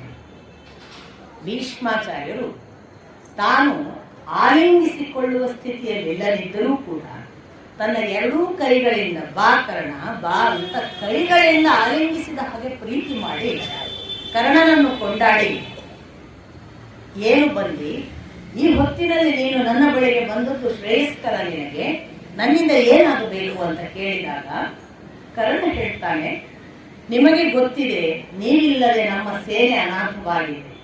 ನಮ್ಮ ಸೇನೆಗೆ ಎದುರಾಳಿಗಳಾಗಿ ಅರ್ಜುನಾದಿಗಳು ಈಗ ಬಹಳ ಬಲಿಷ್ಠರಾಗಿದ್ದಾರೆ. ನಮ್ಮ ಸೇನೆ ದುರ್ಬಲವಾಗಿದೆ. ಅದಕ್ಕೀಗ ಒಬ್ಬರು ಮುನ್ನಡೆಸುವ ನಾಯಕತ್ವ ಬೇಕು. ನಾನು ನಿಮ್ಮ ಅನುಪಸ್ಥಿತಿಯಲ್ಲಿ, ನೀವಿಲ್ಲದ ಹೊತ್ತಿನಲ್ಲಿ, ನಾನೀಗಾಗಲೇ ನಿಮ್ಮ ಜೊತೆಗೆ ಇರುವಾಗ ಯುದ್ಧ ಮಾಡುವುದಿಲ್ಲ ಎಂದ ಕಾರಣ ಈಗ ನೀವು ಶಸ್ತ್ರ ಕೆಳಗಿಟ್ಟಿದ್ದೀರಿ. ನಾನು ಈ ಯುದ್ಧದ ಮಾರ್ಗದರ್ಶನನೋ ಅಥವಾ ಅದರ ಸೇನೆಯ ಮುಖ್ಯ ಜವಾಬ್ದಾರಿಯನ್ನು ನಡೆಸಲಿಕ್ಕಾಗಿ ಹೊರಟಿದ್ದೇನೆ. ನನಗೆ ಅರ್ಜುನ ಇದಿರಲ್ಲ, ನಾನು ಆ ಅರ್ಜುನನ ಜೊತೆಗೆ ಹೋರಾಡಬೇಕು. ನೀವೇ ನನಗೆ ಪಾಠ ಕಲಿಸಿದ್ದೀರಿ, ಇಲ್ಲಿ ಯಾರು ಶಾಶ್ವತರಲ್ಲ, ನಿಮ್ಮಂಥ ನೀವೇ ಹತರಾಗಿದ್ದೀರಿ. ನಾಳೆ ನಾನು ಸಾಯಬಹುದು, ಅರ್ಜುನ ಸಾಯಬಹುದು ಅಥವಾ ನಾನು ಸಾಯಬಹುದು. ನಾನು ಸಾವಿಗಂಜಿಲ್ಲ. ಆದರೆ ಯುದ್ಧ ಮಾಡದೆ ಹಿಮ್ಮುಖರಾಗುವುದು ಯಾವ ಕ್ಷತ್ರಿಯನ ಲಕ್ಷಣವೂ ಅಲ್ಲ. ಆದ್ದರಿಂದ ನಾನು ಎಲ್ಲದಕ್ಕೂ ಸಿದ್ಧನಾಗಿದ್ದೇನೆ. ಒಂದು ಅರ್ಜುನನ ಹತ ಅಥವಾ ನನ್ನ ಸಂಹಾರ, ನನ್ನ ಸಾವು, ನನಗೆ ಎರಡರಲ್ಲೂ ಯಾವ ನೋವು ಇಲ್ಲ. ನಿಮ್ಮ ಮೂಲಕ ಕಲಿತ ಪಾಠವೇ ನನಗೆ ಸಾಕ್ಷಿ. ನಾನು ಯುದ್ಧ ಭೂಮಿಯಲ್ಲಿ ಅರ್ಜುನನನ್ನ ಎದುರಿಸಿ ಯುದ್ಧ ಮಾಡುವುದಕ್ಕೆ ನಿಮ್ಮ ಆಶೀರ್ವಾದ ಬೇಕು ಅಂತ ಪ್ರಾರ್ಥಿಸ್ತಾರೆ. ಆಗ ಭೀಷ್ಮಾಚಾರ್ಯರು, ನೀನು ಖಂಡಿತಕ್ಕೂ ದುರ್ಯೋಧನನ ನಾಯಕನಿಲ್ಲದ ಸೇನೆಯನ್ನ ನಡೆಸು, ಅವನ ಒಟ್ಟು ಅಸ್ಥಿರತೆಯನ್ನು ನೀನು ಸ್ಥಿರಗೊಳಿಸಿ ಅವರನ್ನ ನಡೆಸಿಕೊಂಡು ಹೋಗುವ ಜವಾಬ್ದಾರಿಯನ್ನು ನೀನು ಚೆನ್ನಾಗಿ ನಿರ್ವಹಿಸಬಲ್ಲೆ. ಮತ್ತು ನೀನು ಈಗಾಗಲೇ ಹೇಳಿದ ಹಾಗೆ ಅರ್ಜುನನನ್ನು ಮತ್ತು ಪಾಂಡವರನ್ನು ಕಠೋರವಾಗಿ ಎದುರಿಸಬಲ್ಲ ಎಲ್ಲ ಸಾಮರ್ಥ್ಯ ನಿನಗಿದೆ. ನೀನು ಅದನ್ನು ಮಾಡು. ಹಾಗೆ ಮಾಡುವಾಗ ಸ್ವರ್ಗವು, ಒಬ್ಬ ಕ್ಷತ್ರಿಯನಿಗೆ ಸಿಗುವ ವೀರಮರಣವು ಎಲ್ಲದಕ್ಕೂ ಸಿದ್ಧನಾಗಿ ಅಹಂಕಾರವಿಲ್ಲದೆ ಯುದ್ಧ ಮಾಡುವುದಕ್ಕೆ ಮುನ್ನುಗ್ಗು ಅಂತ ಆಶೀರ್ವಾದ ಮಾಡಿದ್ರು ಅಂತಲೂ ಸಂಜಯ ಹೇಳ್ತಾನೆ. ಇಷ್ಟು ಆದ ಬಳಿಕ ಇದೇ ವೇಷಭೂಷಣ, ಯುದ್ಧ ಸನ್ನದ್ಧನಾಗಿ, ಶಸ್ತ್ರಾಸ್ತ್ರಗಳ ಸಹಿತ, ಕಿರೀಟಧಾರಿಯಾಗಿ, ವಿಜಯಮಂಗಲ ಪುಷ್ಪಹಾರವನ್ನು ಧರಿಸಿ, ಕರ್ಣ ನೇರ ಅದೇ ದ್ರೋಣ ಪರ್ವದ ಆರಂಭದ 11ನೇ ದಿನದ ಬೆಳಗಿನ ಯುದ್ಧ ಭೂಮಿಗೆ ಬರ್ತಾನೆ, ಶಿಬಿರಕ್ಕೆ. ಇವು ಬೆಳಿಗ್ಗೆ ಮುಂಜಾನೆ ಬಹುಶಃ ಅವರಿಗಿಂತ ಮೊದಲು ಹೋಗಿದ್ದಾನೆ ಅಂದ್ರೆ ಅದಕ್ಕೆ ನಾನು ಹೇಳಿದ್ದು ಮುಂಚಿನ ದಿನ ರಾತ್ರಿಯೇ ಇನ್ನೂ ಬೆಳಗಾಗುವ ಮೊದಲು ಹೋಗಿದ್ನೋ ಏನೋ ಈ ಕಾಲದಲ್ಲಿ, ಅದೇ ಏನೋ ಇದು ಕೂಡ ಅಂತ ಗೊತ್ತಾಗುದಿಲ್ಲ. ಬಟ್ ಅವನು ಹಾಗೆ ಬಂದಾಗ ಈ ಕಡೆ ದುರ್ಯೋಧನ ಮೊದಲಾದವರೆಲ್ಲರೂ, ಇನ್ಫ್ಯಾಕ್ಟ್ ಅಷ್ಟು ಜನ ಕರ್ಣ ಬಂದ, ಇನ್ನೇನು ನಮಗೆ ನಾಯಕ ಸಿಕ್ಕಿದ, ನಮ್ಮನ್ನು ನಡೆಸಲಿಕ್ಕೆ ಇನ್ನು ಯಾರೂ ಇಲ್ಲ ಅನ್ನುವ ಅಸ್ಥಿರತೆ ಹೋಯಿತು. ಅವನು ಯಾವಾಗಲಾದರೂ ಯಾರನ್ನಾದರೂ ದಂಡಿಸಬಲ್ಲ ನಾಯಕ, ಅವನು ನಮಗೆ ಚೆನ್ನಾಗಿ ಮಾರ್ಗದರ್ಶನ ಮಾಡಬಲ್ಲ, ಹೀಗೆ ಜನರು ಕೂಗ್ತಿರ್ತಾರೆ. ಕರ್ಣ ಇದೆಲ್ಲವನ್ನು ಕೇಳಿಕೊಂಡು ದುರ್ಯೋಧನ ಮುಂದೆ ಬರ್ತಾನೆ. ದುರ್ಯೋಧನನ ಮುಂದೆ ಬಂದಾಗ ನೋಡಿ, ದುರ್ಯೋಧನನ ಹತ್ರ ಬಂದು ಕರ್ಣ ಕೇಳ್ತಾನೆ, ಭೀಷ್ಮಾಚಾರ್ಯರು ಶರಶಯ್ಯೆಯಲ್ಲಿದ್ದಾರೆ, ಸೇನಾಧಿಪತ್ಯ ಇಲ್ಲವಾಗಿದೆ, ಈಗ ನಮ್ಮ ಸೇನೆಯನ್ನು ಮುನ್ನಡೆಸುವವರು ಯಾರು? ನೀನು ಈ ಕುರಿತು ಏನಾದರೂ ಯೋಚಿಸಿದ್ದೀಯಾ? ನಮ್ಮ ಸೇನೆಯ ಗತಿ ಏನು? ನಮ್ಮ ಸೇನೆಯಲ್ಲಿ ಎಲ್ಲರೂ ದುರ್ಬಲರಾಗಬಾರದು, ಅವರಿಗೆ ಒಬ್ಬ ನಾಯಕನ ಅವಶ್ಯಕತೆ ಇದೆ, ಈ ಕುರಿತು ನೀನು ಏನಾದರೂ ಯೋಚಿಸಿದ್ದೀಯಾ ಅಂತ ದುರ್ಯೋಧನ ಬಳಿ ಕೇಳ್ತಾನೆ. ದುರ್ಯೋಧನ ಆಗ ಎಲ್ಲ ಬಹಳ ಮುಖ್ಯ ಅಂಶಗಳು ನನ್ನ ಪ್ರಕಾರ. ದುರ್ಯೋಧನ ಆಗ ಹೇಳುವ ಉತ್ತರ, ಹೌದು ಕರ್ಣ, ನಿನಗೆ ಚೆನ್ನಾಗಿ ಗೊತ್ತಿದೆ, ನಾವೀಗ ಸೇನಾಧಿಪತ್ಯವಿಲ್ಲದ ಅನಾಥ ಒಂದು ನಾವಿಕರ ಹಾಗೆ, ನಾವಿಕರಿಲ್ಲದ ನಾವೆಯ ಹಾಗೆ, ಸಾರಥಿ ಇಲ್ಲದ ರಥದ ಹಾಗೆ ಆಗಿರುವುದು ನಿಜ. ನಮಗೀಗ ನಡೆಸುವುದಕ್ಕೆ ಯಾರು ಎಂಬ ಒಂದು ದೊಡ್ಡ ಪ್ರಶ್ನೆ ನಮ್ಮ ಮುಂದೆ ಕೂಡ ಇದೆ. ನಾನು ಅದನ್ನೇ ಯೋಚಿಸುತ್ತಿದ್ದೇನೆ. ನನಗೆ ನೀನು ಏನು ಸಲಹೆ ಮಾಡುತ್ತಿ? ಈ ಸೇನಾಧಿಪತ್ಯದ ನಾಯಕತ್ವವನ್ನು ಯಾರು ವಹಿಸಬಹುದು ಎಂದು ನಿನ್ನ ಅಭಿಪ್ರಾಯ? ನೀನು ಯಾರನ್ನು ಸೂಚಿಸುತ್ತಿ? ಅದನ್ನು ನನಗೆ ಹೇಳು ಅಂತ ಕೇಳ್ತಾರೆ. ನನಗೆ ಇಡೀ ಇಷ್ಟು ಓದಿದಾಗ ನನ್ಗೆ ಅನಿಸಿದ್ದು, ಅದರ ಪೂರ್ವದಲ್ಲಿ ಒಂದು ಮಾತುಕತೆ ಬಂದಿದೆ ನೋಡಿ. 8ನೇ ದಿನದ ಯುದ್ಧ ಸಂದರ್ಭ ಮುಗಿದು ರಾತ್ರಿ ಹೇಳಿಸಿದ್ದ ಕರ್ಣ, ಅವರಿಗೆ ಶಸ್ತ್ರ ಕೆಳಗಿಡ್ಲಿಕ್ಕೆ ಹೇಳು, ನಾನು ನಾಯಕನಾಗ್ತೇನೆ ಅಂತ. ಆಗಲೇ ಕರ್ಣನಿಗೆ ಭೀಷ್ಮರ ನಂತರ ನಾನು ನಾಯಕ ಅಂತ ಇತ್ತು ಅಂತ ಕಾಣಿಸುತ್ತೆ. ಈಗ ಭೀಷ್ಮಾಚಾರ್ಯರು ಹೋದ ಬಳಿಕ ಸೂತನ ಜೊತೆಗೆ ಮಾತನಾಡಿದ ಮಾತು, ತನ್ನ ಸಿದ್ಧತೆ ತಾನು ಹಾಕಿಕೊಂಡ ಆ ವಿಜಯಮಾಲೆ, ಆ ಬಳಿಕ ಹೋಗಿ ಆ ಭೀಷ್ಮಾಚಾರ್ಯರ ಹತ್ರ ಕೇಳಿದ ಆಶೀರ್ವಾದ ಎಲ್ಲ ನೋಡಿದ್ರೆ ಆದ್ರೂ ಕೂಡ ಅವನಿಗೆ ತಾನೇ ಮುಂದಿನ ಸೇನಾಪತಿ ಅಂತ ಯೋಚನೆ ಇದ್ದಿರಬೇಕು. ಎಲ್ಲೂ ವೇದವ್ಯಾಸರು ಅದನ್ನು ವಾಚ್ಯವಾಗಿ ಹೇಳೋದಿಲ್ಲ, ಸಂಜಯನು ಹೇಳೋದಿಲ್ಲ. ನನಗೆ ಅನಿಸಿದ್ದನ್ನು ನಾನು ಹೇಳೋದು, ಹೀಗೊಂದು ಭಾವದಿಂದಲೇ ಸಿದ್ಧನಾಗಿರಬೇಕು ಅಂತ. ಆದ್ರೆ ಎಲ್ಲ ನೋಡಿ, ಅಲ್ಲಿ ಬರುವಾಗ ಜನ, ಸೇನೆಯ ಜನ ಕೂಡ ಕೂಗ್ತಾರೆ, ನಮ್ಮ ಕರ್ಣ ಬಂದ, ನಾಯಕ ಸಿಕ್ಕಿದ ಅಂತ. ಬಹುಶಃ ಕರ್ಣ, ದುರ್ಯೋಧನ ಕೂಡ ಕರ್ಣ ಬಂದ ಕೂಡಲೇ ಬಾ ನಮ್ಮ ಸೇನಾ ನಾಯಕ ನೀನು ಅಂತ ಘೋಷಿಸಬಹುದು ಅಥವಾ ಕರಿಬಹುದು ಅಂತ ನಿರೀಕ್ಷೆ ಮಾಡಿದ್ನೋ ಏನು. ಆದರೆ ಅದು ಯಾಕೆ ಅನ್ನೋದು ಗೊತ್ತಾಗಲ್ಲ.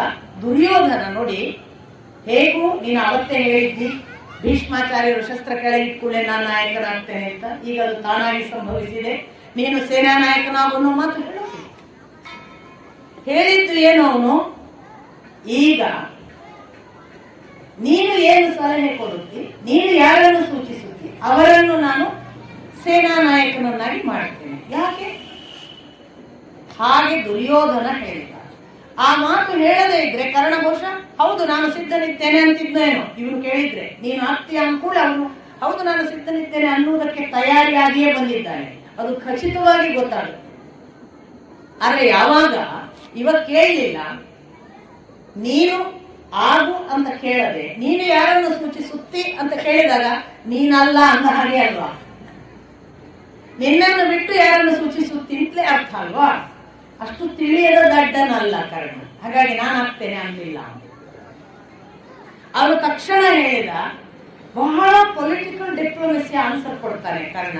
ಬಹುಶಃ ಅದು ದುರ್ಯೋಧನನ ಮನಸ್ಸಿನಲ್ಲಿದ್ದದನ್ನು ಗ್ರಹಿಸಿ ಹಾಗೆ ಹೇಳಿದ್ದೇನೋ ಅಂತ ನಾನು ಭಾವಿಸುವುದು. ದುರ್ಯೋಧನನಿಗೂ ಆ ಭಯ ಇದ್ದಿರಬಹುದು. ಏನ್ ಹೇಳ್ತಾನೆ ಕರ್ಣ ಅಂದ್ರೆ, ಭೀಷ್ಮಾಚಾರ್ಯರ ನಂತರ ಹೋರಾಟ ಮಾಡಿ ಸೇನಾಧಿಪತ್ಯವನ್ನು ನಡೆಸುವುದಕ್ಕೆ ಇಲ್ಲಿ ಬಹಳ ಜನ ರಾಜರಿದ್ದಾರೆ. ಒಬ್ಬರಿಗೆ ಇನ್ನೊಬ್ಬರು ಪೈಪೋಟಿ ಕೊಡಬಹುದಾದಷ್ಟು ಬಲಿಷ್ಠರಿದ್ದಾರೆ ಅಲ್ವಾ. ನಮಗೆ ಗೊತ್ತಾಗುತ್ತೆ ಅಲ್ಲಿದ್ದ ಹೆಸರುಗಳನ್ನು ನೋಡಿದ್ರೆ, ಭಗದತ್ತ, ಭೂರಿಶ್ರವಸ, ಇವು ಯಾವ ಹೆಸರು ತಗೊಂಡ್ರು ಕೂಡ ಇವರು ಯಾರೂ ಕೂಡ ಸಾಮಾನ್ಯ ದೊರೆಗಳಲ್ಲ. ಸುಶರ್ಮ ತ್ರಿಗರ್ತರ ದೊರೆ, ಈ ಕಡೆಯಿಂದ ಇವರ ಒಳಗೆ ನೋಡಿದ್ರೇನೆ ಅದು ದ್ರೋಣಾಚಾರ್ಯರು, ಅಶ್ವತ್ಥಾಮ, ಈ ಒಂದು ಪಟ್ಟಿನೂ ಇದೆ. ಕರ್ಣ ಹೇಳ್ತಾನೆ, ಇಲ್ಲಿ ನಾವೇನಾದರೂ ಆಯ್ಕೆಗೆ ನಿಂತರೆ ನಮ್ಮ ರಾಜರುಗಳಲ್ಲಿ ಸಾಮಾನ್ಯರಾದ ರಾಜರು ಯಾರೂ ಇಲ್ಲ. ಬಹಳ ಒಂದಿಷ್ಟು ಈಚೆ ಬನ್ನಿ, ಆ ಕಡೆ ಇದ್ದವರು ಆ ದಾರಿ ಬಿಟ್ಟು ಈಚೆ ಬನ್ನಿ, ಅವ್ರಿಗೆ ಸಹಾಯ ಮಾಡಿ. ಆಗ ಒಬ್ಬರಿಗೆ ಇನ್ನೊಬ್ಬರು ಪೈಪೋಟಿ ಆಗುವಂತಹ ರಾಜರಿದ್ದಾರೆ ಅನ್ನುವುದನ್ನ ಹೇಳಿದಾಗ ನಮಗೆ ತಿಳಿಯೋದೇನು ಸ್ಪಷ್ಟವಾಗಿ, ರಾಜನ ಡಿಪ್ಲೊಮಸಿ ಹೇಗಿರ್ಬೇಕು ಅಂದ್ರೆ ಆದಷ್ಟು ರಾಜರಲ್ಲಿ ಭಿನ್ನಾಭಿಪ್ರಾಯ ಬಾರದ ಹಾಗೆ ನೋಡ್ಕೋಬೇಕು. ಇದು ಸ್ಪಷ್ಟ ನೋಡಿ. ರಾಜರುಗಳಲ್ಲಿ ವೈಷಮ್ಯ ಬಂದ್ರೆ, ಭಿನ್ನಾಭಿಪ್ರಾಯ ಬಂದ್ರೆ, ಕರ್ಣ ಹೇಳ್ತಾನೆ, ಈಗ ಇಲ್ಲಿರುವ ರಾಜರುಗಳಲ್ಲಿ ಒಬ್ಬನನ್ನು ಆಯ್ಕೆ ಮಾಡಿದರೆ ಉಳಿದವರಿಗೆ ಅಸಮಾಧಾನವಾಗುತ್ತದೆ. ಒಬ್ಬ ಸೇನಾಧಿಪತಿಯಾದ ಅನ್ನುವ ಕಾರಣಕ್ಕೆ ಇನ್ನೊಬ್ಬ ರಾಜ ಅವನು ಅಸಮಾಧಾನಿತನಾದರೆ ಅವನು ಮನಸ್ವಿ ಯುದ್ಧ ಮಾಡುವುದಿಲ್ಲ. ಅಷ್ಟರ ಮಟ್ಟಿಗೆ ನಮಗೆ ರಾಜರ ಸಾಮರ್ಥ್ಯ ನಮಗೆ ಪರಿಪೂರ್ಣವಾಗಿ ದಕ್ಕುವುದಿಲ್ಲ. ಕಾರಣ ಈ ಲೆಕ್ಕಾಚಾರ ಎಲ್ಲ ಹೇಳಿ ಈ ರಾಜರುಗಳಲ್ಲಿ ಯಾರನ್ನು ಆಯ್ಕೆ ಮಾಡಿದರೂ ಈ ವೈಷಮ್ಯದ ಸಮಸ್ಯೆ ಇದೆ. ಒಬ್ಬರಿಗೆ ಒಬ್ಬರು ತಾವೇ ಹೊಟ್ಟೆ ಕಿಚ್ಚುಪಟ್ಟು ಅಸೂಯೆಯಿಂದ ನಿಜ ಪ್ರಮಾಣದ ನನ್ನನ್ನು ಮಾಡಲಿಲ್ಲ ಅವನನ್ನು ಮಾಡಿದ್ದಾನೆ, ಸೋಲಿ ಅವರು, ನಾನು ಮಾಡಬೇಕಿತ್ತು, ನಾನು ನಿಜವಾಗಿ ಮುಖ್ಯ ಇದ್ದೆ, ನನ್ನಕ್ಕಿಂತ ಅವನು ಪ್ರಬಲನಾಗಲ್ಲ, ಆಡ್ಲಿ, ಹೀಗೆಲ್ಲ ಬಂದ್ಬಿಟ್ರೆ ಅಂತ ಕರ್ಣ ಸೂಚನೆ. ಇದು ನನ್ಗನ್ಸುದು ಇದು ದುರ್ಯೋಧನನ ಮನಸ್ಸಿನಲ್ಲಿತ್ತು. ನಾನೀಗ ಕರ್ಣನ ಮಾಡಿದರೆ ಇತರ ರಾಜರು ಅಸಮಾಧಾನ ಆಗಬಹುದು, ಆದ್ರಿಂದ ಕರ್ಣನನ್ನು ಮಾಡದಿರೋದು ಒಳ್ಳೆಯದು ಅಂತ ಅವನಿಗೂ ಒಂದು ಡಿಪ್ಲೊಮೆಸಿ ಬಂದಿರಬೇಕು. ಇದನ್ನ ಸೂಚಿಸಿರ್ಲಿಲ್ಲ, ಆದ್ರೆ ಗ್ರಹಿಸಿದ ಅಂತ ಕಾಣಿಸುತ್ತೆ ಕರ್ಣ. ಹಾಗಾಗಿ ಕರ್ಣ ಏನಂದ, ನಮ್ಮ ರಾಜರ ಮಧ್ಯೆ ಪೈಪೋಟಿ ಬೇಡ, ನಮಗೆ ಯಾರಿಗೂ ಪೈಪೋಟಿಯೇ ಕೊಡದೆ ಎಲ್ಲರಿಗಿಂತ ಪ್ರಶ್ನಾತೀತರು ಒಬ್ಬರಿದ್ದಾರೆ, ಅದು ದ್ರೋಣಾಚಾರ್ಯರು ಅಂತ. ಇದು ಕರ್ಣನೇ ಸೂಚಿಸೋದು. ಯಾಕೆ ಪ್ರಶ್ನಾತೀತರು? ಅವರು ಆ ಕಡೆಗೆ ವೇದವಿದರು, ಈ ಕಡೆ ಬ್ರಾಹ್ಮಣರು. ಆದರೆ ಏಕಕಾಲಕ್ಕೆ ಕ್ಷತ್ರಿಯರಲ್ಲಿ ಪರಶುರಾಮನಿಂದ ಎಲ್ಲಾ ವಿದ್ಯೆಗಳನ್ನು ಪಡೆದಂತಹ ಮಹಾ ಬಿಲ್ವಿದ್ಯೆ ಮತ್ತು ಅಸ್ತ್ರಶಸ್ತ್ರಗಳನ್ನು ಬಲ್ಲವರು. ಯುದ್ಧದಲ್ಲಿ ಅವರನ್ನು ಸೋಲಿಸಕ್ಕೆ ಯಾರಿಗೂ ಸಾಧ್ಯ ಇಲ್ಲ ಅನ್ನುವಷ್ಟು ಧೀರ.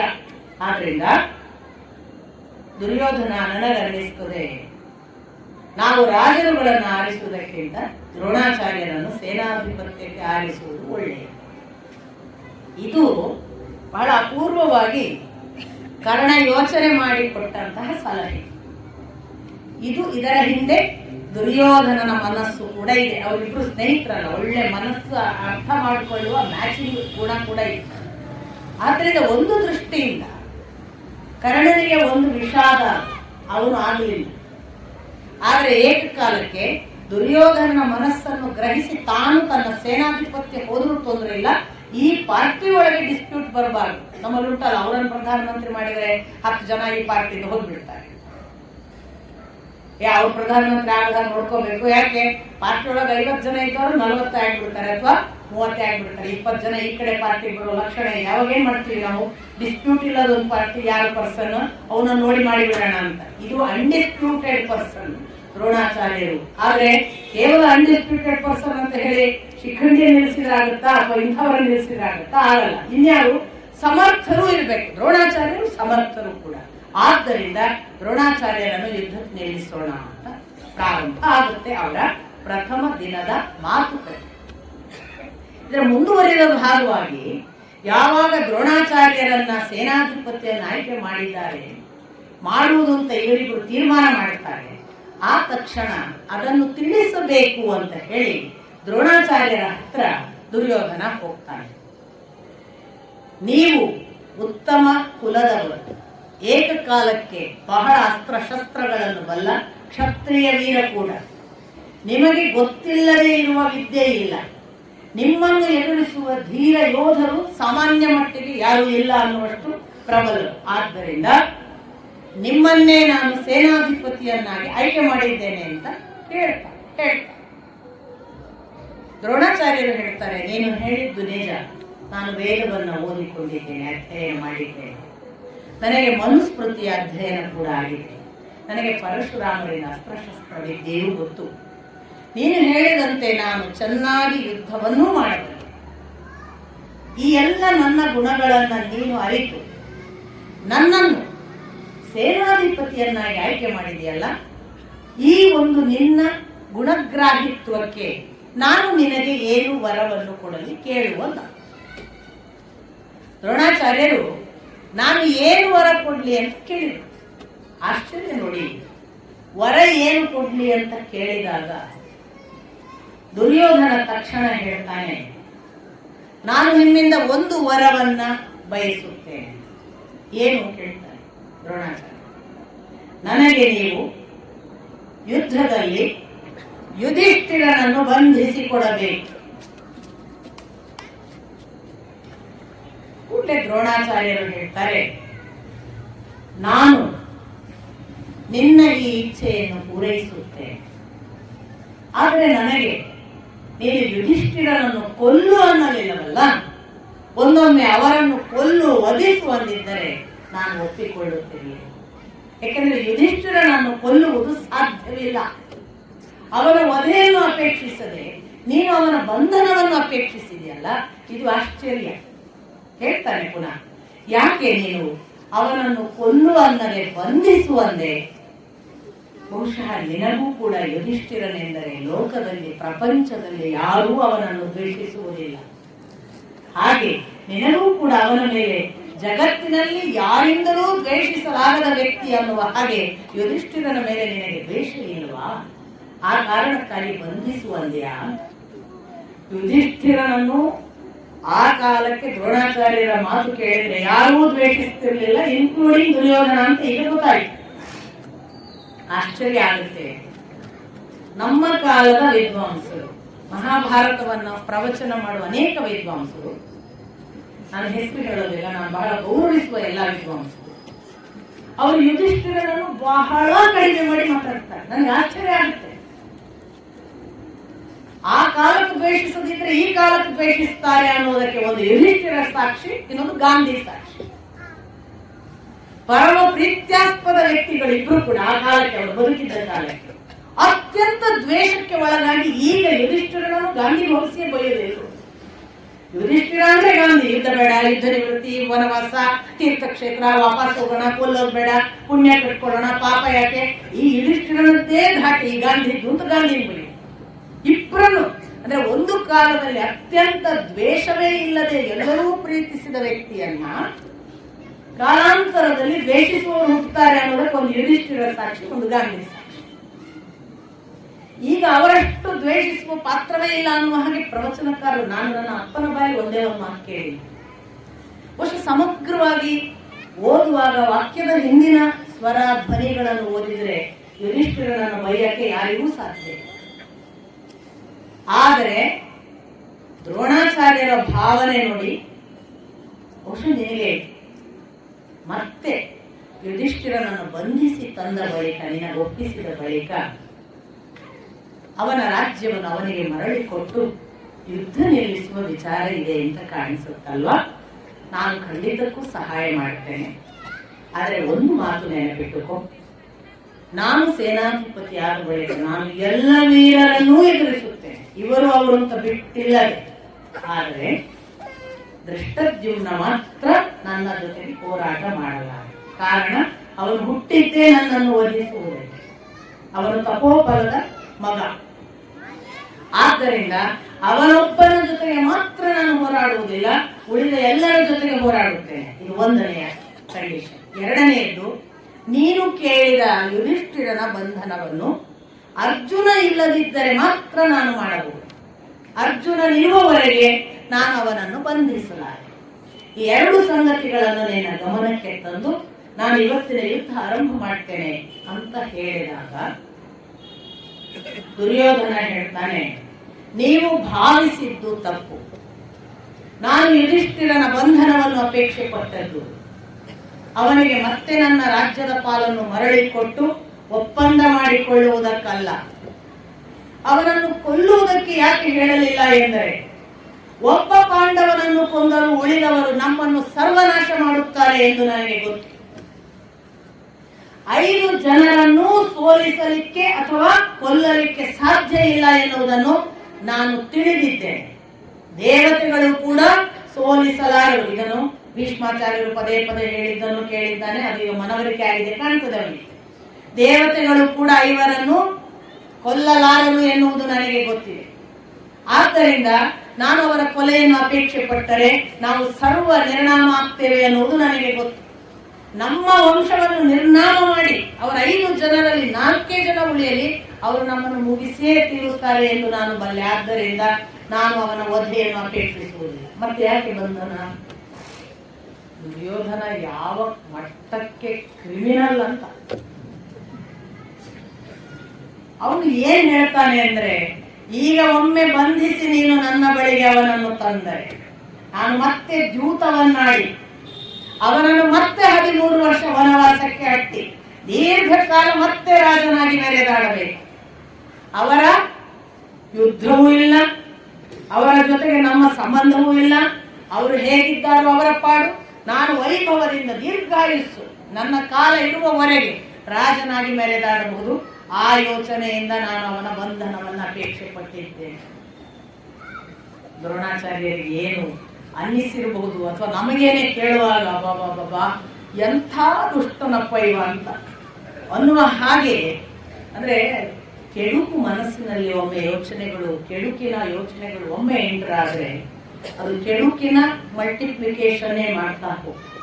ಯಾವತ್ತು ಒಂದು ಒಳ್ಳೆಯ ಯೋಚನೆಯನ್ನು ಬಿತ್ತಿ ನೋಡಿ, ಒಳ್ಳೆಯ ಯೋಚನೆಗಳೇ ಮಲ್ಟಿಪ್ಲೈ ಆಗ್ತವೆ.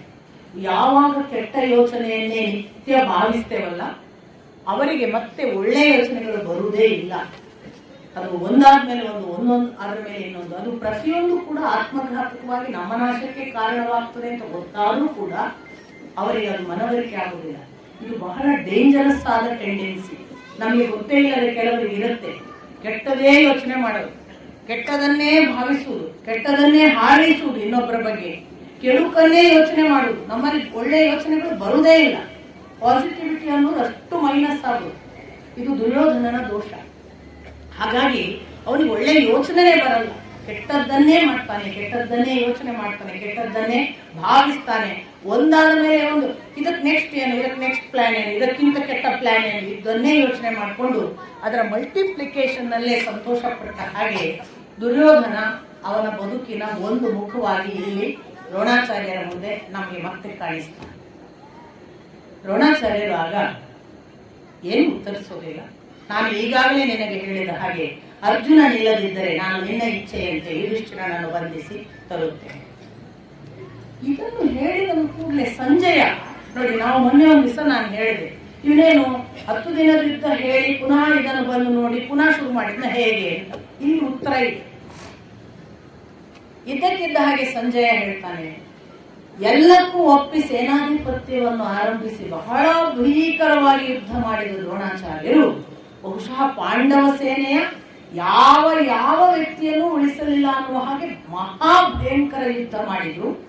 ಅವರ ಕೈಯಲ್ಲಿ ಯಾರೂ ಪಾರಾಗಕ್ಕೆ ಸಾಧ್ಯವಿಲ್ಲ ಅನ್ನುವ ಹಾಗೆ ದ್ರೋಣಾಚಾರ್ಯರ ಯುದ್ಧ ಕ್ರಮವಿತ್ತು. ಯುದ್ಧಕ್ಕೆ ಇಳಿದು ದ್ರೋಣಾಚಾರ್ಯರು ವಿಶ್ರಮಿಸಲಿಲ್ಲ ಅನ್ನುವ ಹಾಗೆ ಹೊಡೆದಾಟದಲ್ಲಿ ಮುಳುಗಿದರು. ಅವರು ಕೊಲ್ಲುವ ಪರಿಯನ್ನು ನೋಡಿದ್ರೆ ಪಾಂಡವರಿಗೆ ಗೆಲ್ಲುವ ಯಾವ ಅವಕಾಶ ಇಲ್ಲ ಅನ್ನುವ ಹಾಗೆ ಅವರ ಹೊಡೆದಾಟವಿತ್ತು. ಆದರೆ ಏನು ಮಾಡುವುದು, ದ್ರೋಣಾಚಾರ್ಯರು ಹತರಾದರು ಅಂದ್ಬಿಡ್ತಾರೆ. ಅಂದ್ರೆ ನಮ್ಗೆ ಗೊತ್ತಾಗ್ಬೇಕು, ಅವನು ಪ್ರತಿ ಸಾರಿ ಸೇನಾಧಿಪತಿಗಳು ಹೋದ್ಮೇಲೆ ಬಂದು ರಿಪೋರ್ಟ್ ಮಾಡಿದ್ದಾನೆ. ಅವನು ಪೂರ್ತಿ ಯುದ್ಧದಲ್ಲಿ ಪಾಲ್ಗೊಂಡು ಸೇನಾಧಿಪತಿಗಳು ಹತರಾದ್ಮೇಲೆ ಆ 10 ದಿನದ್ದು ಬಂದು ಹೇಳಿದ. ಯುದ್ಧದಲ್ಲಿ ಪಾಲ್ಗೊಳ್ತಾನೆ ಅನ್ನೋದು ನಾನು ನಿಮಗೆ ನಿನ್ನೆ ದಿನ ಹೇಳಿದೆ. ಭೀಷ್ಮಾಚಾರ್ಯರು ನಾನು ಇಬ್ಬರು ಕೂಗಿದೆವು, ಓಡಬೇಡಿ ಓಡಬೇಡಿ, ಇದು ಅಲಂಕುಶ ಮಾಡುವ ಯಾರು ಮಾಡುವ ಮಾಯೆ, ಘಟೋತ್ಕಚನ ಮಾಯೆಗೆ ಹೆದರಬೇಡಿ ಅಂತ ಕೂಗಿದೆವು. ಆದ್ರೂ ಯಾರು ಕೇಳಲಿಲ್ಲ. ಅಂದ್ರೆ ಯುದ್ಧ ಭೂಮಿಯಲ್ಲಿ ಕೌರವರ ಪರವಾಗಿಯೂ ಇದ್ದಾನೆ, ಯುದ್ಧದಲ್ಲಿ ಪಾಲ್ಗೊಳ್ತಾನೆ.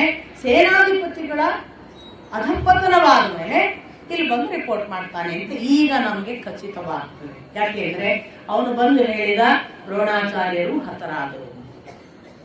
ಇದ್ದಕ್ಕಿದ್ದ ಹಾಗೆ ಧೃತರಾಷ್ಟ್ರ, ಎಂಥ ಕೆಟ್ಟ ಸುದ್ದಿಗಳನ್ನೇ ನೀನು ನಮ್ಮ ಪರವಾಗಿ ಹೇಳುತ್ತಿ, ಒಂದೇ ಒಂದು ಒಳ್ಳೆಯ ಸುದ್ದಿಗಳನ್ನ ಹೇಳುವುದಿಲ್ಲ. ಅಷ್ಟೆಲ್ಲ ವೀರರು ನಮ್ಮ ಜೊತೆಗಿದ್ದಾರೆ. ಯಾವ ಭಗದತ್ತ, ಯಾವ ಭೂರಿಶ್ರವಸ, ಯಾವ ತ್ರಿಗರ್ತ ಸುಶರ್ಮ, ಯಾರು ಸಂಶಪ್ತಕರಾದಂತಹ ತ್ರಿಗರ್ತ ಸುಶರ್ಮರಿಗೆ ಅವರ ಹೆಸರು, ಅವರಿಗೇನೆ ಸಂಶಪ್ತಕರು ಅಂತ ಹೇಳೋದು. ಅವರ ಜೊತೆಗೆ ಶಲ್ಯ, ಅವರ ಜೊತೆಗೆ ಅಶ್ವತ್ಥಾಮ, ಅವರ ಜೊತೆಗೆ ದುರ್ಯೋಧನ, ನನ್ನ 100 ಮಕ್ಕಳು, ಅವರಲ್ಲದೆ ಎಷ್ಟು ಜನ ಜೀವ ಕೊಡುವ ಕಲಿಂಗರ ಜೊತೆ ಅವಂತಿಯ ರಾಜರು ಯಾರಿಲ್ಲ. ಯಾವ ಭೂರಿಶ್ರವಸ, ಯಾವ ಶಲ, ಯಾವ ಶಲ್ಯ, ಇವರೆಲ್ಲರೂ ಇದ್ದಾಗ ಇಷ್ಟು ಮಂದಿ ಯೋಧರ ಹೆಸರುಗಳನ್ನ ಹೇಳುತ್ತೀವಿ. ಹಾಗೆ ಅಷ್ಟು ಮಂದಿ ಹೆಸರಿದ್ದಾಗ ದ್ರೋಣರು ಹತರಾದರೂ ಎಂದು ಮುಕ್ತಾಯ ಮಾಡುತ್ತೀಯಲ್ಲ, ನನ್ನ ವಂಶದ ಅಷ್ಟು ಯಾವ ಕುಡಿಗಳಿದ್ದಾರೆ ಅವರ ನಾಶವೇ ಮುಕ್ತಾಯವ. ದ್ರೋಣರು ಹತರಾದರು ಅಂದ್ರೆ ನಾನು ಯಾವ ದುಃಖದ ಸಂಗತಿಯನ್ನು ಕೇಳಲಿಕ್ಕೆ ಬಂದಿದ್ದೇನೆ, ನನಗೆ ಒಳ್ಳೆಯ ಸುದ್ದಿಗಳನ್ನೇ ಹೇಳೋದಿಲ್ವಾ ನೀನು ಅಂತ ಹೇಳ್ತಾ ಧೃತರಾಷ್ಟ್ರ ದ್ರೋಣಾಚಾರ್ಯರು ಹತರಾದ್ರ. ಆ ದ್ರೋಣಾಚಾರ್ಯರಿಗೆ ಯಾರು ಎದುರಾಗಿ ಕೊಂದದ್ದು, ಅವರನ್ನು ಬಿಡಿಸಲಿಕ್ಕೆ ನಮ್ಮ ಪಕ್ಷದಲ್ಲಿ ಯಾರು ಇರಲಿಲ್ವಾ? ದುರ್ಯೋಧನ ಮುಂದೆ ಹೋಗ್ಲಿಲ್ವಾ? ಅಶ್ವತ್ಥಾಮ ತಡೆಯಲಿಲ್ವಾ? ಭೂರಿಶ್ರವ ನಿಲ್ಲಲಿಲ್ವಾ? ಅವನನ್ನ ತಡೆಯಲಿಕ್ಕೆ ಶಲ್ಯ ಮುಂದಾಗ್ಲಿಲ್ವಾ? ನನ್ನ ಮಕ್ಕಳಲ್ಲಿ ಯಾರು 99 ಜನರಲ್ಲಿ 25 ಜನ ಸತ್ತವರು ಉಳಿದವರಿರಲಿಲ್ವಾ? ಎಲ್ಲ ನಿರರ್ಗಳವಾಗಿ ಪ್ರಶ್ನೆ ಕೇಳ್ತಾನೆ. ಯಾರು? ಸಾತ್ಯಕ್ಕೆ ಸಹಾಯ ಮಾಡಿದ್ನ? ಆ ಕಡೆಯಿಂದ ಶಿಖಂಡಿಯ, ದೃಷ್ಟದ್ಯುಮ್ನ, ಪಾಂಡವರ ಪಂಚಪಾಂಡವರಲ್ಲಿ ಯಾರು? ಕೃಷ್ಣ ಮುಂದೆ ಬಂದು ಏನಾದ್ರು ಮಾಡಿದ್ನ? ಎಲ್ಲ ನಿರರ್ಗಳ ಪ್ರಶ್ನೆ ಕೇಳ್ತಾ ಧೃತರಾಷ್ಟ್ರ ದ್ರೋಣಾಚಾರ್ಯರು ಕುಸಿದಿದ್ದಾರೆ, ಹತರಾಗಿದ್ದಾರೆ ಎಂದರೆ ಭೀಷ್ಮ ದ್ರೋಣರನ್ನು ಕಳೆದುಕೊಂಡ ನಾವು ಇನ್ನು ಗೆಲ್ಲುವುದಿಲ್ಲ. ನಮಗೆ ಗೆಲ್ಲುವ ಮಾತೇ ಇನ್ನು ಕಾರಣವೇ ಇಲ್ಲ, ಯೋಚಿಸಬೇಕಾಗಿಲ್ಲ ಅಂತ ಹೇಳ್ತಾ ಇದ್ದಕ್ಕಿದ್ದ ಹಾಗೆ ನನಗೆ ದ್ರೋಣಾಚಾರ್ಯರ ಆ ಸಾವಿನ ಸುದ್ದಿಯನ್ನು ಕೇಳುವ ಸ್ಥಿತಿಯಲ್ಲಿ ನಾನಿಲ್ಲ, ನಾನು ಪ್ರಜ್ಞೆ ತಪ್ಪುವ ಸ್ಥಿತಿಯಲ್ಲಿದ್ದೇನೆ, ನನಗೆ ಮನಸ್ಸು ತುಂಬಾ ಬೇದನೆಗೆ ಒಳಗಾಗಿದೆ ಅಂತ ಹೇಳ್ತಾ ಪ್ರಜ್ಞೆ ತಪ್ಪಿ ನೆಲದ ಮೇಲೆ ಕುಸಿತ. ದ್ರೋಣಾಚಾರ್ಯರ ಆ ಸಾವಿನ ಸುದ್ದಿಯನ್ನ ಕೇಳಿ ಇವನು ಕುಸಿದದ್ದನ್ನು ನೋಡಿ ತಕ್ಷಣ ಅಂತಃಪುರದ ಸ್ತ್ರೀಯರು, ಸಂಜಯ ಮೊದಲಾದವರೆಲ್ಲ ಅವನ ಆ ಕ್ಷಣದ ಏನು ನೀರಿನ ಒಂದು ಚಿಮುಕಿಸುವಿಕೆ, ಕುಡಿಸುವಿಕೆ ಎಲ್ಲ ಮಾಡಿ ಸ್ವಲ್ಪ ಪ್ರಜ್ಞೆ ಬಂದ ಹಾಗಾದ ಮೇಲೆ ಅವನನ್ನ ಕೂಡಿಸಿ ಸಿಂಹಾಸನದಲ್ಲಿ ಎಲ್ಲ ಗಾಳಿ ಬೀಸಿ ಸ್ವಲ್ಪ ಅವನಿಗೆ ಮತ್ತೆ ಚೇತನ ಬಂತು ಅಂದಾಗ ನಾನೀಗ ಸ್ವಲ್ಪ ಪ್ರಜ್ಞೆ ಬರುವಷ್ಟು ಆಗಿದ್ದೇನೆ, ಆದರೆ ನನ್ನ ಪಕ್ಷದಲ್ಲಿ ಯಾಕೆ ಹೀಗೆ? ಧೃತರಾಷ್ಟ್ರನ ಮಾತು ನೋಡಿ ನನಗೆ ಬಹಳ ಇಷ್ಟ ಆಯಿತು. ಧೃತರಾಷ್ಟ್ರ ತಕ್ಷಣ ಒಂದು ಪ್ರತಿಕ್ರಿಯೆ ಕೊಡ್ತಾನೆ. ಏನು ಪ್ರತಿಕ್ರಿಯೆ ಅಂದರೆ, ಒಂದು ಮಾತಂತೂ ಸತ್ಯವಾಯಿತು, ಭೀಷ್ಮಾಚಾರ್ಯರು ದ್ರೋಣಾಚಾರ್ಯರಂಥವರೇ ಸಾಯುತ್ತಾರೆ ಎಂದ ಮೇಲೆ ನಾನು ಒಂದು ಮಾತನ್ನಂತೂ ಇಂದು ತೀರ್ಮಾನವಾಗಿ ಹೇಳಬಹುದು. ಆ ಜನ್ಮ ಬ್ರಹ್ಮಚಾರಿಗಳಾಗಿರುವ ಮಾತ್ರಕ್ಕೆ ಮೃತ್ಯು ಬರುವುದಿಲ್ಲ ಎಂದಿಲ್ಲ. ವೇದವಿದರಾದ ಮಹಾ ತಪಸ್ವಿಗಳಾಗಿದ್ದಾರೆ ಎಂದ ಮಾತ್ರಕ್ಕೆ ಮೃತ್ಯು ಬರುವುದಿಲ್ಲ ಎಂದಿಲ್ಲ. ಮಹಾ ಆಜನ್ಮದ ಬ್ರಹ್ಮಚಾರಿಯಾದ ಭೀಷ್ಮ ಸತ್ತಿದ್ದಾರೆ, ವೇದವಿದರು ತಪಸ್ವಿಗಳು ಆದ ದ್ರೋಣಾಚಾರ್ಯರು ಸತ್ತಿದ್ದಾರೆ. ಇನ್ನು ನಮ್ಮ ಪಾಡೇನು? ಅವನಿಗೊಂದು ಸಮರ್ಥ ಏಕಕಾಲಕ್ಕೆ ಅವನು ಹೇಳ್ತಾನೆ, ಆದರೆ ಇಂಥ ದ್ರೋಣಾಚಾರ್ಯರು ಇಂಥ ಭೀಷ್ಮಾಚಾರ್ಯರು ಕುಸಿದಾಗಲೂ ಗೊತ್ತಾಗುವುದಿಲ್ಲವಲ್ಲ ನನ್ನ ಮಗನಿಗೆ. ನನ್ನ ಮಗ ಅದು ಹೇಗೆ ಗ್ರಹಿಸುವುದಿಲ್ಲ. ಅವರು ಅಷ್ಟು ಜನ ಅಂತಂತ ಮಹಾವೀರರು ಅಥವಾ ಅಂತ ತಪಸ್ವಿಗಳು ಅವರು ಸಾಯುತ್ತಾರೆ ಎಂದ ಮೇಲೆ ನಾವು ಯಾರು? ಈ ದುಡ್ಡಿನ ಲೋಕಕ್ಕೆ ಬಿದ್ದ ನನ್ನ ಮಗನಿಗೆ ನಾವು ಗೆಲ್ಲುತ್ತೇವೆ ಅನ್ನೋ ಅಪೇಕ್ಷೆ ಇನ್ನೂ ಇದೆಯಲ್ಲ, ನನಗೆ ಆಶ್ಚರ್ಯ ಆಗುತ್ತೆ. ಅವನು ಅರ್ಥದ ಬೆನ್ನು ಹತ್ತಿ ಧರ್ಮವನ್ನು ಪೂರ್ತಿ ಮರೆತಿದ್ದಾನೆ. ಲೋಭ ಅವನನ್ನ ಉಳಿದದನ್ನು ನೋಡದ ಹಾಗೆ ಕಣ್ಣು ಕಟ್ಟಿ ಹಾಕಿದೆ. ಅವನ ಸಾವನ್ನು ಮಾತ್ರವಲ್ಲ, ನನ್ನ ಇಡೀ ವಂಶದ ಅಷ್ಟು ಪುತ್ರರನ್ನು ಕೊಲ್ಲುವುದಕ್ಕೆ ಸಿದ್ಧನಾಗಿ ಬಿಟ್ಟಿದ್ದಾನೆ. ಅವನ ಕಾರಣವಾಗಿ ನಾನು ನನ್ನ ಎಲ್ಲ ಮಕ್ಕಳನ್ನು ಕಳೆದುಕೊಳ್ಳಬೇಕು. ನಾನೊಂದು ವಿದುರನ ಮಾತು ಕೇಳಲಿಲ್ಲ. ವಿದುರ ಹೇಳಿದ್ದ, ನಿನ್ನ ಒಬ್ಬ ಮಗನನ್ನು ಗಡೀಪಾರು ಮಾಡು, ಉಳಿದ 99 ಮಕ್ಕಳು ಚೆನ್ನಾಗಿರುತ್ತಾರೆ. ನಾನು ಆ ಮಾತನ್ನು ಪಾಲಿಸಬೇಕಿತ್ತು. ಹೀಗೆಲ್ಲ ಪ್ರಲಾಪಿಸ್ತಾನೆ. ಆ ಬಳಿಕ ಹೇಳ್ತಾನೆ, ಇದಕ್ಕೆ ಮತ್ತಾರು ಕಾರಣವಲ್ಲ, ಇಷ್ಟು ನಡೆಯುತ್ತಿರುವುದು ಶ್ರೀಕೃಷ್ಣನಿಲ್ಲ. ಶ್ರೀಕೃಷ್ಣನ ಮಹಿಮೆಯೂ ನನ್ನ ಮಗನಿಗೆ ತಿಳಿಯಲಿಲ್ಲವಲ್ಲ ಅಂತ ಕೃಷ್ಣ ಮಹಿಮೆಯನ್ನು ಶುರು ಮಾಡ್ತಾನೆ. ಧೃತರಾಷ್ಟ್ರ ಹೇಳುವ ಕೃಷ್ಣ ಮಹಿಮೆ ಎಲ್ಲಿಂದ ಅಂದ್ರೆ, ಬಾಲಕನಾಗಿದ್ದಾಗ ಕೇಶಿ ಎಂಬ ರಾಕ್ಷಸನನ್ನು ಕೊಂದು ಕೇಶ ಅನಿಸಿಕೊಂಡ, ವೃಷಭಾಸುರನನ್ನು ಕೊಂದು ಗೋವುಗಳನ್ನು ರಕ್ಷಿಸಿದ, ಮುರಾ ಮೊದಲಾದ ರಾಕ್ಷಸರನ್ನು ಕೊಂದು ಮುರಾರಿ ಅನಿಸಿಕೊಂಡ. ಅವನು ಸಾಮಾನ್ಯನಲ್ಲ. ಆ ಶಾಳ್ವ ನಿರ್ಮಾಣ ಮಾಡಿದ ಮಾಯಾನಗರಿಯನ್ನು ಆಕಾಶದಿಂದ ಪುಡಿ ಮಾಡಿ ಕೆಳಕ್ಕೆ ಹೊಡೆದ. ಅಂಥ ಕೃಷ್ಣ ಸಾಮಾನ್ಯನಾಗದೆ ಇನ್ನೂ ಇಂದ್ರನನ್ನು ಸೋಲಿಸಿ ಪಾರಿಜಾತ ವೃಕ್ಷವನ್ನೇ ನೆಲಕ್ಕೆ ತಂದು ಸ್ಥಾಪಿಸಿದವ. ಕೃಷ್ಣನ ಅನೇಕ ವೈಭವಗಳಲ್ಲಿ ಜರಾಸಂಧನಂಥವನನ್ನು ಅವನು ಮುಗಿಸಿದ್ದಾನೆ. ಅವನು ಮುಗಿಸದ ಇರುವ ಯಾವ ವೀರರಿದ್ದಾರೆ? ಯಾವ ಶಿಶುಪಾಲ ಎಷ್ಟು ಕ್ಷಣ ಮಾತ್ರದಲ್ಲಿ ತಲೆ ಕತ್ತರಿಸಿಕೊಂಡು ಬಿದ್ದ? ಒಬ್ಬ ಕೃಷ್ಣನ ಮುಂದೆ ಯಾರು ನಿಂತ ಉದಾಹರಣೆ ಇಲ್ಲ. ಪಾಂಡವರ ಬೆನ್ನಿಗೆ ಶ್ರೀಕೃಷ್ಣ ನಿಂತಿದ್ದಾನೆ ಅಂದ್ರೆ ಕೃಷ್ಣ ಮಹಿಮೆಯನ್ನು ಅರ್ಥ ಮಾಡಿಕೊಳ್ಳದೆ ಅವನ ದಿವ್ಯ ದರ್ಶನವನ್ನು ನೋಡಿದ ಆ ಕಣ್ಣುಗಳ ಅನುಭವ ಈಗಲೂ ನನಗೆ. ಅಂತ ಶ್ರೀಕೃಷ್ಣ ಅವರ ಜೊತೆಗಿದ್ದಾನೆ ಅನ್ನುವ ಒಂದು ಕಾರಣವನ್ನಾದರೂ ಅರ್ಥ ಮಾಡಿಕೊಂಡು ಈ ದುರ್ಯೋಧನ ಯುದ್ಧ ಬಿಡಬೇಕಿತ್ತಲ್ಲ, ಇದು ಯಾವ ಪಾಪದ ಫಲ ಅಂತ ಪ್ರಲಾಪಿಸಿದಾಗ ಎಲ್ಲೆಲ್ಲ ಧೃತರಾಷ್ಟ್ರ ಈ ದುರ್ಯೋಧನ ಹಾಳು, ಈ ದುರ್ಯೋಧನನಿಂದ ಹೀಗಾಯ್ತು ಅಂದಿದ್ದಾನಲ್ಲ, ಹಾಗೆಲ್ಲ ಸಂಜೆ ಚುಚ್ತಾನೆ. ನೀನೇ ಕಾರಣ, ಬರೀ ಅವನನ್ನು ಬೈಬೇಡ, ನಿನ್ನೇದಾಗಿದೆ. ಎಷ್ಟು ನೋಡಿ ಒಬ್ಬ ಡ್ರೈವರ್ ಎಷ್ಟು ಇಂಟಿಮೇಟ್ ಇದ್ದ, ಎಲ್ಲ ಲಿಬರ್ಟಿ ಇತ್ತು. ಅಂದ್ರೆ ಒಬ್ಬ ಡ್ರೈವರ್ ಹೇಗಿರ್ತಾನೆ ಅನ್ನೋದಕ್ಕೆ ಆ ಮಾತುಗಳು ಸಾಕ್ಷಿ. ಅವನು ಎಷ್ಟು ಇಂಟಿಮೇಟ್, ಒಬ್ಬ ಮಗ ಹೇಳಲಾರದಷ್ಟು, ಒಬ್ಬ ಹೆಂಡತಿ ಹೇಳಲಾರದಷ್ಟು ಇಂಟಿಮೇಟ್, ಒಬ್ಬ ಮಿತ್ರ ಹೇಳಲಾರದಷ್ಟು ಸಲಿಗೆ ಮತ್ತು ಪ್ರೀತಿ. ನೀನಲ್ಲದಿದ್ರೆ ಇದು ಹೀಗಾಗ್ತಿರ್ಲಿಲ್ಲ. ಗಾಂಧಾರಿ ಹೇಳಿದಷ್ಟು ಕಠೋರವಾಗಿ ಆದ್ರೂ ನೀನು ಹೇಳಿದ್ಯಾ? ಗಾಂಧಾರಿ ಎಲ್ಲಕ್ಕೂ ಸಿದ್ಧ ಇದ್ದು, ಅವನು ಹೊರಗಾಕಕ್ಕೂ ಸಿದ್ಧ ಇದ್ದು, ನೀನಿದ್ಯಾ? ಬಾಲ್ಯದಲ್ಲಿ ತಿನ್ನಬಹುದಾದ ಸಂದರ್ಭ ತಿಂದಿದ್ಯಾ? ಈಗ ಯಾಕೆ ಹೇಳ್ತಿ ಅವನು ತಪ್ಪು ಪೂರ್ತಿ ನಿನ್ನ ಪಾಲು ಕೂಡ ಇದೆ, ಬರೀ ಅವನನ್ನು ಬೈಬೇಡ. ಇದು ಬಹಳ ನಿಷ್ಠುರವಾಗಿ ಸಂಜಯ ಎಲ್ಲಿ ಸಂದರ್ಭ ಸಿಗ್ತಲ್ಲ ಹೇಳ್ತಾನೆ, ಅಲ್ಲೆಲ್ಲ ಹೇಳ್ತಾನೆ. ನಾನು ಎಲ್ಲ ಕಡೆ ಹೇಳ್ತಿಲ್ಲ ನಿಮಗೆ, ಬಟ್ ಥ್ರೂ ಔಟ್ ಇದೆ. ಯಾವ ಯುದ್ಧ ವ್ಯವಸ್ಥೆ ಯಾರು ಸತ್ತಾಗ ಇವಾಗ ಪ್ರಲಾಪ ಮಾಡಿ ದುರ್ಯೋಧನ ಬೈಕ್ ಕೊಡಿದ್ರೆ ನೀನು ಅವನನ್ನು ಬೈಬೇಡ, ನೀನ್ ಮಾಡಿದ್ದೇನು ಕಮ್ಮಿ ಇಲ್ಲ, ನಿನ್ಗೆ ಗೊತ್ತಿಲ್ಲದೆ ಮಾಡಿಲ್ಲ, ನೀನ್ ಗೊತ್ತಿದ್ದೇ ಮಾಡಿದ್ದೆ. ಅವನಿಗಾರ ಗೊತ್ತಿರಲಿಲ್ಲ, ಮಗು ಸಣ್ಣವನು ತಪ್ಪು ಮಾಡಿದ್ದ, ನೀನು ಗೊತ್ತಿದ್ದು ಮಾಡಿಸಿದ್ದಿ, ನಿನಗೆ ಮತ್ಸರ, ಹೀಗೆ ಹೇಳ್ತಾನೆ. ಇಂಥ ಎಲ್ಲ ಪರಸ್ಪರ ಸಂಭಾಷಣೆ ಮುಗೀತಿದ್ದ ಹಾಗೆ 11ನೇ ದಿನದ ಯುದ್ಧ ಪ್ರಾರಂಭ ಆಗ್ತದೆ ಅನ್ನೋದು ಗೊತ್ತಾಗುತ್ತೆ. ಯಥಾ ಪ್ರಕಾರ ಯುದ್ಧದ ಆರಂಭದಲ್ಲಿ ದ್ವಂದ್ವ ಯುದ್ಧ ನಿಮಗೆ ನಾನು ಹೇಳಿದ್ದೇನೆ. ಅವರು ಯಾವಾಗಲೂ ದ್ವಂದ್ವ ಯುದ್ಧ ಆರಂಭ ಮಾಡ್ತಾರೆ. ಶಕುನಿ ಒಬ್ಬ ಸಹದೇವನನ್ನ ಇಟ್ಟುಕೊಂಡು, ಇತ್ತ ನಕುಲನಿಗೆ ಶಲ್ಯ, ಅತ್ತ ದ್ರೋಣನಿಗೆ ದೃಪದ, ಹೀಗೆ ಇವನಿಗೆ ವಿವಿಂಶತಿ ಅಂತ ಭೀಮನಿಗೆ ಎದುರಾಗ್ತಾರೆ. ಪರಸ್ಪರ ಯಾರೂ ಕೂಡ ಕಮ್ಮಿ ಅಲ್ಲ ಅನ್ನುವ ಈಕ್ವಲೆಂಟ್ ಫೈಟ್. ಆಮೇಲೆ ಇನ್ನೊಂದು ಬಹಳ ಇಂಟ್ರೆಸ್ಟಿಂಗ್ ನೀವು ಗಮನಿಸಬೇಕು ಈ ಮುಂದಿನ ಯುದ್ಧದಲ್ಲಿ, ಟಾರ್ಗೆಟ್ ಓರಿಯೆಂಟೆಡ್ ಯುದ್ಧ. ಹಿಂದೆ ಏನಿತ್ತು, ಭೀಷ್ಮರ ಒಟ್ಟು ಜನರಲ್ ಫೈಟ್, ಯಾರ್ಯಾರು ಬರ್ತಾರ ಕೊಲ್ಲು. ಎಲ್ಲಿ ಹಾಗಲ್ಲ, ದ್ರೋಣನಿಗೆ ಟಾರ್ಗೆಟ್ ಇದೆ, ಯುಧಿಷ್ಠಿರನನ್ನೇ ಹಿಡಿಬೇಕು. ಹಾಗಾಗಿ ಯಾರು ಅಡ್ಡ ಬಂದರೂ ಕೂಡ ಯುಧಿಷ್ಠಿರನನ್ನು ಕೊಲ್ಬೇಕು. ಈ ಸುದ್ದಿ ಏನಾಯ್ತು, ಮಾತು ಗಟ್ಟಿಯಾಗಿ ಪ್ರತಿಜ್ಞೆ ಆಗಲಿ, ದ್ರೋಣಾಚಾರ್ಯರು ನನಗೆ ಮಾತು ಕೊಟ್ಟು ನಾನು ಹೇಳಲೇ ಇಲ್ಲ ಅಂತಂದ್ರೆ ಅದಕ್ಕೆ ಗೊತ್ತಾಗ್ಲಿ ಅಂತ ಇವ ಏನ್ ಮಾಡಿದ ದುರ್ಯೋಧನ, ತನ್ನ ಸೇನೆಯ ಎಲ್ಲಾ ಯೋಧ ವೀರರಿಗೆ ಹೇಳಿಬಿಟ್ಟ, ಪ್ರತಿಜ್ಞೆ ಮಾಡಿದ್ದಾರೆ ಯುಧಿಷ್ಠಿರನ ಬಂಧಿಸಿ ತರ್ತಾರೆ ಅಂತ. ಯುದ್ಧದ ಕೌರವ ಪಕ್ಷದಲ್ಲಿ ಸುದ್ದಿ ಆಯ್ತಾ? ಸುದ್ದಿ ಏನಾಯ್ತು? ಪಾಂಡವ ಪಕ್ಷಕ್ಕೆ ಹೋಯ್ತು. ದ್ರೋಣಾಚಾರ್ಯರು ಪ್ರತಿಜ್ಞೆ ಮಾಡಿದಾರಂತೆ ಯುಧಿಷ್ಠಿರನನ್ನು ಬಂಧಿಸ್ತೇನೆ ಅಂತ. ಯುಧಿಷ್ಠಿರಾದಿಗಳಿಗೆ ಗೊತ್ತಾಯಿತು. ಆ ಪ್ರತಿಜ್ಞೆ ಇನ್ನೊಂದು ಭಾಗವನ್ನು ಪ್ರತಿಜ್ಞೆಯ ಹೊತ್ತಿಗೆ ಹೇಳಿದ್ದನ್ನು ಪ್ರಚುರಪಡಿಸಿದ್ರು. ಏನು? ಯುಧಿಷ್ಠಿರ ಒಬ್ಬನೇ ಇದ್ದಾಗ ಮಾತ್ರ ಬಂಧಿಸಬಹುದು, ಅರ್ಜುನ ಇದ್ರೆ ಆಗಲ್ಲ ಅಂತ ಹೇಳಿದ್ದಾರೆ ದ್ರೋಣಾಚಾರ್ಯರು. ಅದು ಸುದ್ದಿ ಹೋಯ್ತು ಪಾಂಡವರಿಗೆ. ಈ ಕಡೆ 11ನೇ ದಿವಸದ ಯುದ್ಧಾರಂಭ, ದ್ವಂದ್ವ ಯುದ್ಧ ಆರಂಭ ಆಗ್ತಾ ಇದ್ದ ಹಾಗೇನೆ ಯುಧಿಷ್ಠಿರ ಮತ್ತು ಅರ್ಜುನ ಮಾತಾಡ್ಕೊಳ್ತಾರೆ. ಪ್ರತಿಜ್ಞೆ ಕೇಳಿದ್ದೀಯಲ್ಲ ದ್ರೋಣಾಚಾರ್ಯರದು, ಅವರು ನನ್ನನ್ನು ಬಂಧಿಸುವವರಿದ್ದಾರೆ, ನೀನಿರುವವರೆಗೆ ಅದು ಸಾಧ್ಯವಿಲ್ಲ ಎಂದಿದ್ದಾರಂತೆ. ಅರ್ಜುನ ತಕ್ಷಣ ಹೇಳ್ತಾನೆ, ಅಣ್ಣ, ಯಾವ ಕಾರಣಕ್ಕೂ ನೀನು ಭಯ ಪಡಬೇಡ. ನಾನು ಇರುವವರೆಗೆ ಈ ಭೂಮಿಯಲ್ಲಿ ನಿನ್ನನ್ನು ಬಂಧಿಸಲಿಕ್ಕೆ ಯಾರಿಗೂ ಸಾಧ್ಯವಿಲ್ಲ. ಒಂದನೇ ಮಾತು.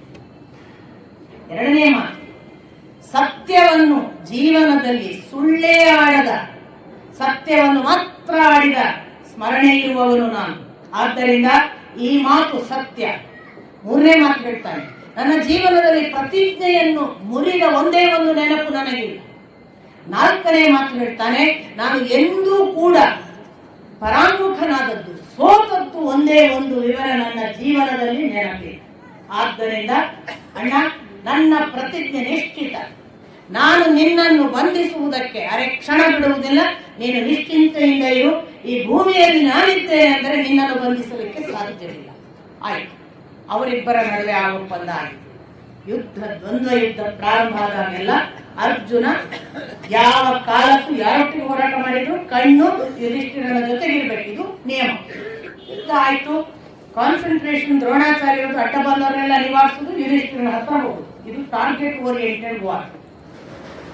ಹಾಗಾಗಿ ದ್ರುಪದ ಅಡ್ಡ ಬಂದ್ರೆ ಅವನನ್ನು ನಿವಾರಿಸ್ತಾನೆ. ಈ ಕಡೆ ವಿರಾಟ, ಶಲ್ಯ ಅವರ ಹೋರಾಟ.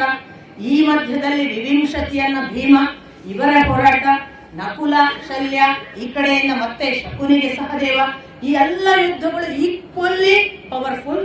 ಒಬ್ಬರಿಗಿಬ್ರು ಸೋಲಲ್ಲ ಅನ್ನೋ ಹಾಗೆ ಯುದ್ಧ ನಡೀತಾ ನಡೀತಾ ನಡೀತಾ ಪೌರವ ಅಂತ ಒಬ್ಬನ ಹೆಸರು ಹೇಳಿದ್ದೇನೆ ನಿಮಗೆ. ದೃಷ್ಟದ್ಯುಮ್ನ ಪೌರವನ ಮಗ ದಮನನನ್ನು ಕೊಂದ ಅಂತ.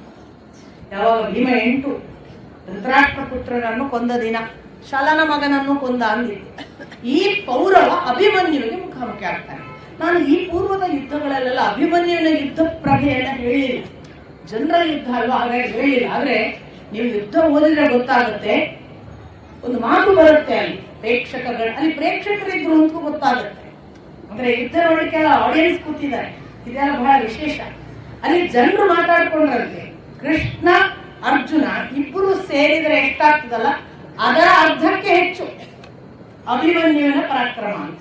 ಇದನ್ನ ಒಪ್ಪಿಕೊಂಡು ಮಾತಾಡ್ತಾರೆ ಯೋಧರೆಲ್ಲ. ಅಂತಹ ಪರಾಕ್ರಮಿ ಅಂತ ನಿಮಗೆ ಭೀಷ್ಮರು ಪಾಂಡವ ಸೇನೆಯನ್ನು ನಾಶ ಮಾಡುವಾಗ ಬೇರೆ ಬೇರೆ ಯುದ್ಧಗಳನ್ನು ಹೇಳ್ತಾರೆ, ಬೇರೆ ಬೇರೆ ಜನ ಅದನ್ನು ತಡೆದದ್ದನ್ನು.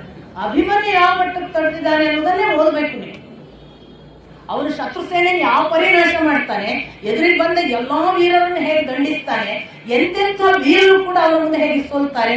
ಇದೇ ಒಂದು ದೊಡ್ಡ ಪ್ರಕರಣವಾಗಿ ಪೂರ್ವದಲ್ಲೆಲ್ಲ ಇದೆ. ನಾನು ಹೆಚ್ಚು ಹೇಳಿಲ್ಲ, ಜನರಲ್ ಆಗಿ ಪಾಂಡವರು ಬಹಳ ಜನ ನಾಶವಾದ್ರು, ಕೌರವರು ಬಹಳ ಜನ ನಾಶವಾದ್ರು ಅಂತ ಪ್ರಮುಖ ಘಟನೆಗಳನ್ನಷ್ಟೇ ಹೇಳಿದ್ದೇನೆ. ಈ ಸಂದರ್ಭದಲ್ಲಿ ಇವತ್ತು ನಿಮಗೆ ಸ್ಪಷ್ಟ ಗೊತ್ತಾಗುತ್ತೆ ಅಭಿಮನ್ಯುವಿನ ಪರಾಕ್ರಮ ಪೌರವನ ಮುಂದೆ. ಪೌರವ ಎದುರಾದ್ರೆ ಇವರು ಒಬ್ಬರಿಗೊಬ್ಬರು ಯಾವ ಪರಿ ಹೋರಾಟ ಮಾಡ್ತಾರೆ ಅಂತಂದ್ರೆ, ಪೌರವ ನಾನು ನಿಮ್ಗೆ ಹೇಳಿದ ಅವರು ಪ್ರಥಮ ಮಾಡುವುದೇನು, ಸಾರಥಿಯನ್ನು ಹೊಡೆಯೋದು, ಅಶ್ವವನ್ನು ಹೊಡೆಯೋದು, ರಥವಿಹೀನನನ್ನಾಗ್ಲಿಕ್ಕೆ ನೋಡೋದು.